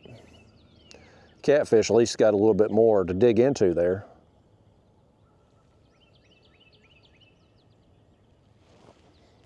Where are we at on this, man? We're over 3 hours, Daniel, and I bet we ain't got a fish in the last hour. It's a good thing I got them all before you got here. I mean, seriously though, y'all, what changed? Daniel? I feel like that happened the last time that we went carp fishing too. We got halfway through, and then... Yeah. Well, I think morning bite is definitely good for carp most time, but like yesterday, and the last time that I experienced the carp spawn, it didn't matter. Like there's just so many fish. And there's still a ton of fish here. You can still see them up the shoreline. There's some splashing over there right now. Definitely not as many as yesterday, but there's still a lot here. And we were getting them earlier. But Daniel shows up and the day goes to crap. 5 gallons of pack bait here. May as well be changing out my... Yeah, might as well. Well, I'll tell you what, folks, we're over 3 hours into this mess. we're not catching fish, I guess. I'm half tempted to cut the video off, Daniel. They can't hear, I know y'all can't hear a thing Daniel's saying either. In my mind, I forgot he's in this new kayak now. I thought we'd be closer together, you'd be able to hear him more. And of course, I'm not set up. I didn't bring my Action 5 that I could hook 2 cameras or microphones to, because it just, for some reason, and this happens every time I use it with 2 microphones, it starts out okay, but by 30 minutes into the video, it's like one of them old kung fu movies where the lips are moving, but the words ain't matching up. And by the end of 2, 3, 4 hours, however long, it's like way off. And so you have to go through on each video clip there, and it just takes so much extra daggone time. And I'm like, and I've had that light sensor issue, like the Action 5, sometimes if you're on bright days, it'll just randomly go dark and then back to normal again. And it's weird, I don't know what's up with it, but this Action 4 camera I'm using here, it works perfectly, but you can only Bluetooth 1 microphone to it. I don't know why when they updated, they couldn't just do some software and they do it. I guess because they want you to buy the Action 5. That's the only thing I can figure. It's about the only difference in it. But the Action 4, I can run this microphone for hours and the words and the mouth is perfectly linked up the whole time. But their new version, it's off. So anyway, I guess I'll go ahead and wrap this up. I mean, the action has died off here. I'm gonna fish another hour or 2 probably. But yeah, it's weird, man. The bite just died. But y'all, if you out there and you see carp spawning, go for them now. Because again, it don't last but just a few days. And regular viewers here, you'll see the difference today versus yesterday. And of course, we have had a little bit of water change. The water is up today. It's probably up a foot from what it was yesterday. But they're still here, and we were catching them first thing. I blame Daniel, y'all. We were catching them till he got here. But yeah, I guess I'm gonna go ahead and cut this crap off. But what I'll do, Daniel, I'm gonna leave the camera handy. If he catches something on that 10-car rod, I'm gonna turn the camera back on, because that's gonna be awesome, y'all. I've got to bring mine out. That's gonna be, it's basically, if you're not familiar with it, the line is tied on the end of the rod. There's no reel. So they say he's got 15 foot of line there. That's it, it's on, man. It's true tug of war. It's like an old cane pole. Yeah, exactly, except much stouter. Yeah. Made for catfish. So, all right, y'all. Well, thanks for coming with. We had a hell of a morning until Daniel showed up. I was going to give him hell for being late. Now I wish he'd been even later. How's that make you feel, Daniel? The special guest definitely ain't special today. I'll try to get rid of him for the next video. I'll see you in Zen. Go, on the Tenkara rod, y'all. Bonus fish if you stuck around. You know what it is? It's a catfish. You know what kind? A channel cat. What a way to break in that new rod. I'll be doggone, folks. I'll be doggone. It finally happened. We moved down, we was up here. We moved down because there's more carp activity here, but we ain't caught much. We've caught 3 or 4 fish between us. The bite definitely died, but he finally got him on the dang Tenkara car. A channel cat. Golly bum, y'all. This day, ever since he showed up, this day went to crap. Camera back on. Oh, it is. I thought Daniel was lying to me, folks. We turning it back on for this. I just got my first mirror of the year. If I can keep him on. How awesome is that? He slammed right over there around Daniel's kayak. I thought he was jerking my chain telling me I had a mirror. I'll be doggone, folks. Oh, missed him. Get in there, yes. Number 1 of the year, Daniel. Nice. Awesome. I had seen that one yesterday spawning, and I said, I want to get me one of them, and never did yesterday. We got one right here, y'all. Look at that, that is cool. Let me put y'all up here. I'm gonna hold him up. We'll hold him up for the camera here. Come here. Look at all that scale patterns on him there. Every one of these look a little bit different. They all got them unique patterns. That's awesome. Red on the tail. Yeah. No fish. Unreal thing.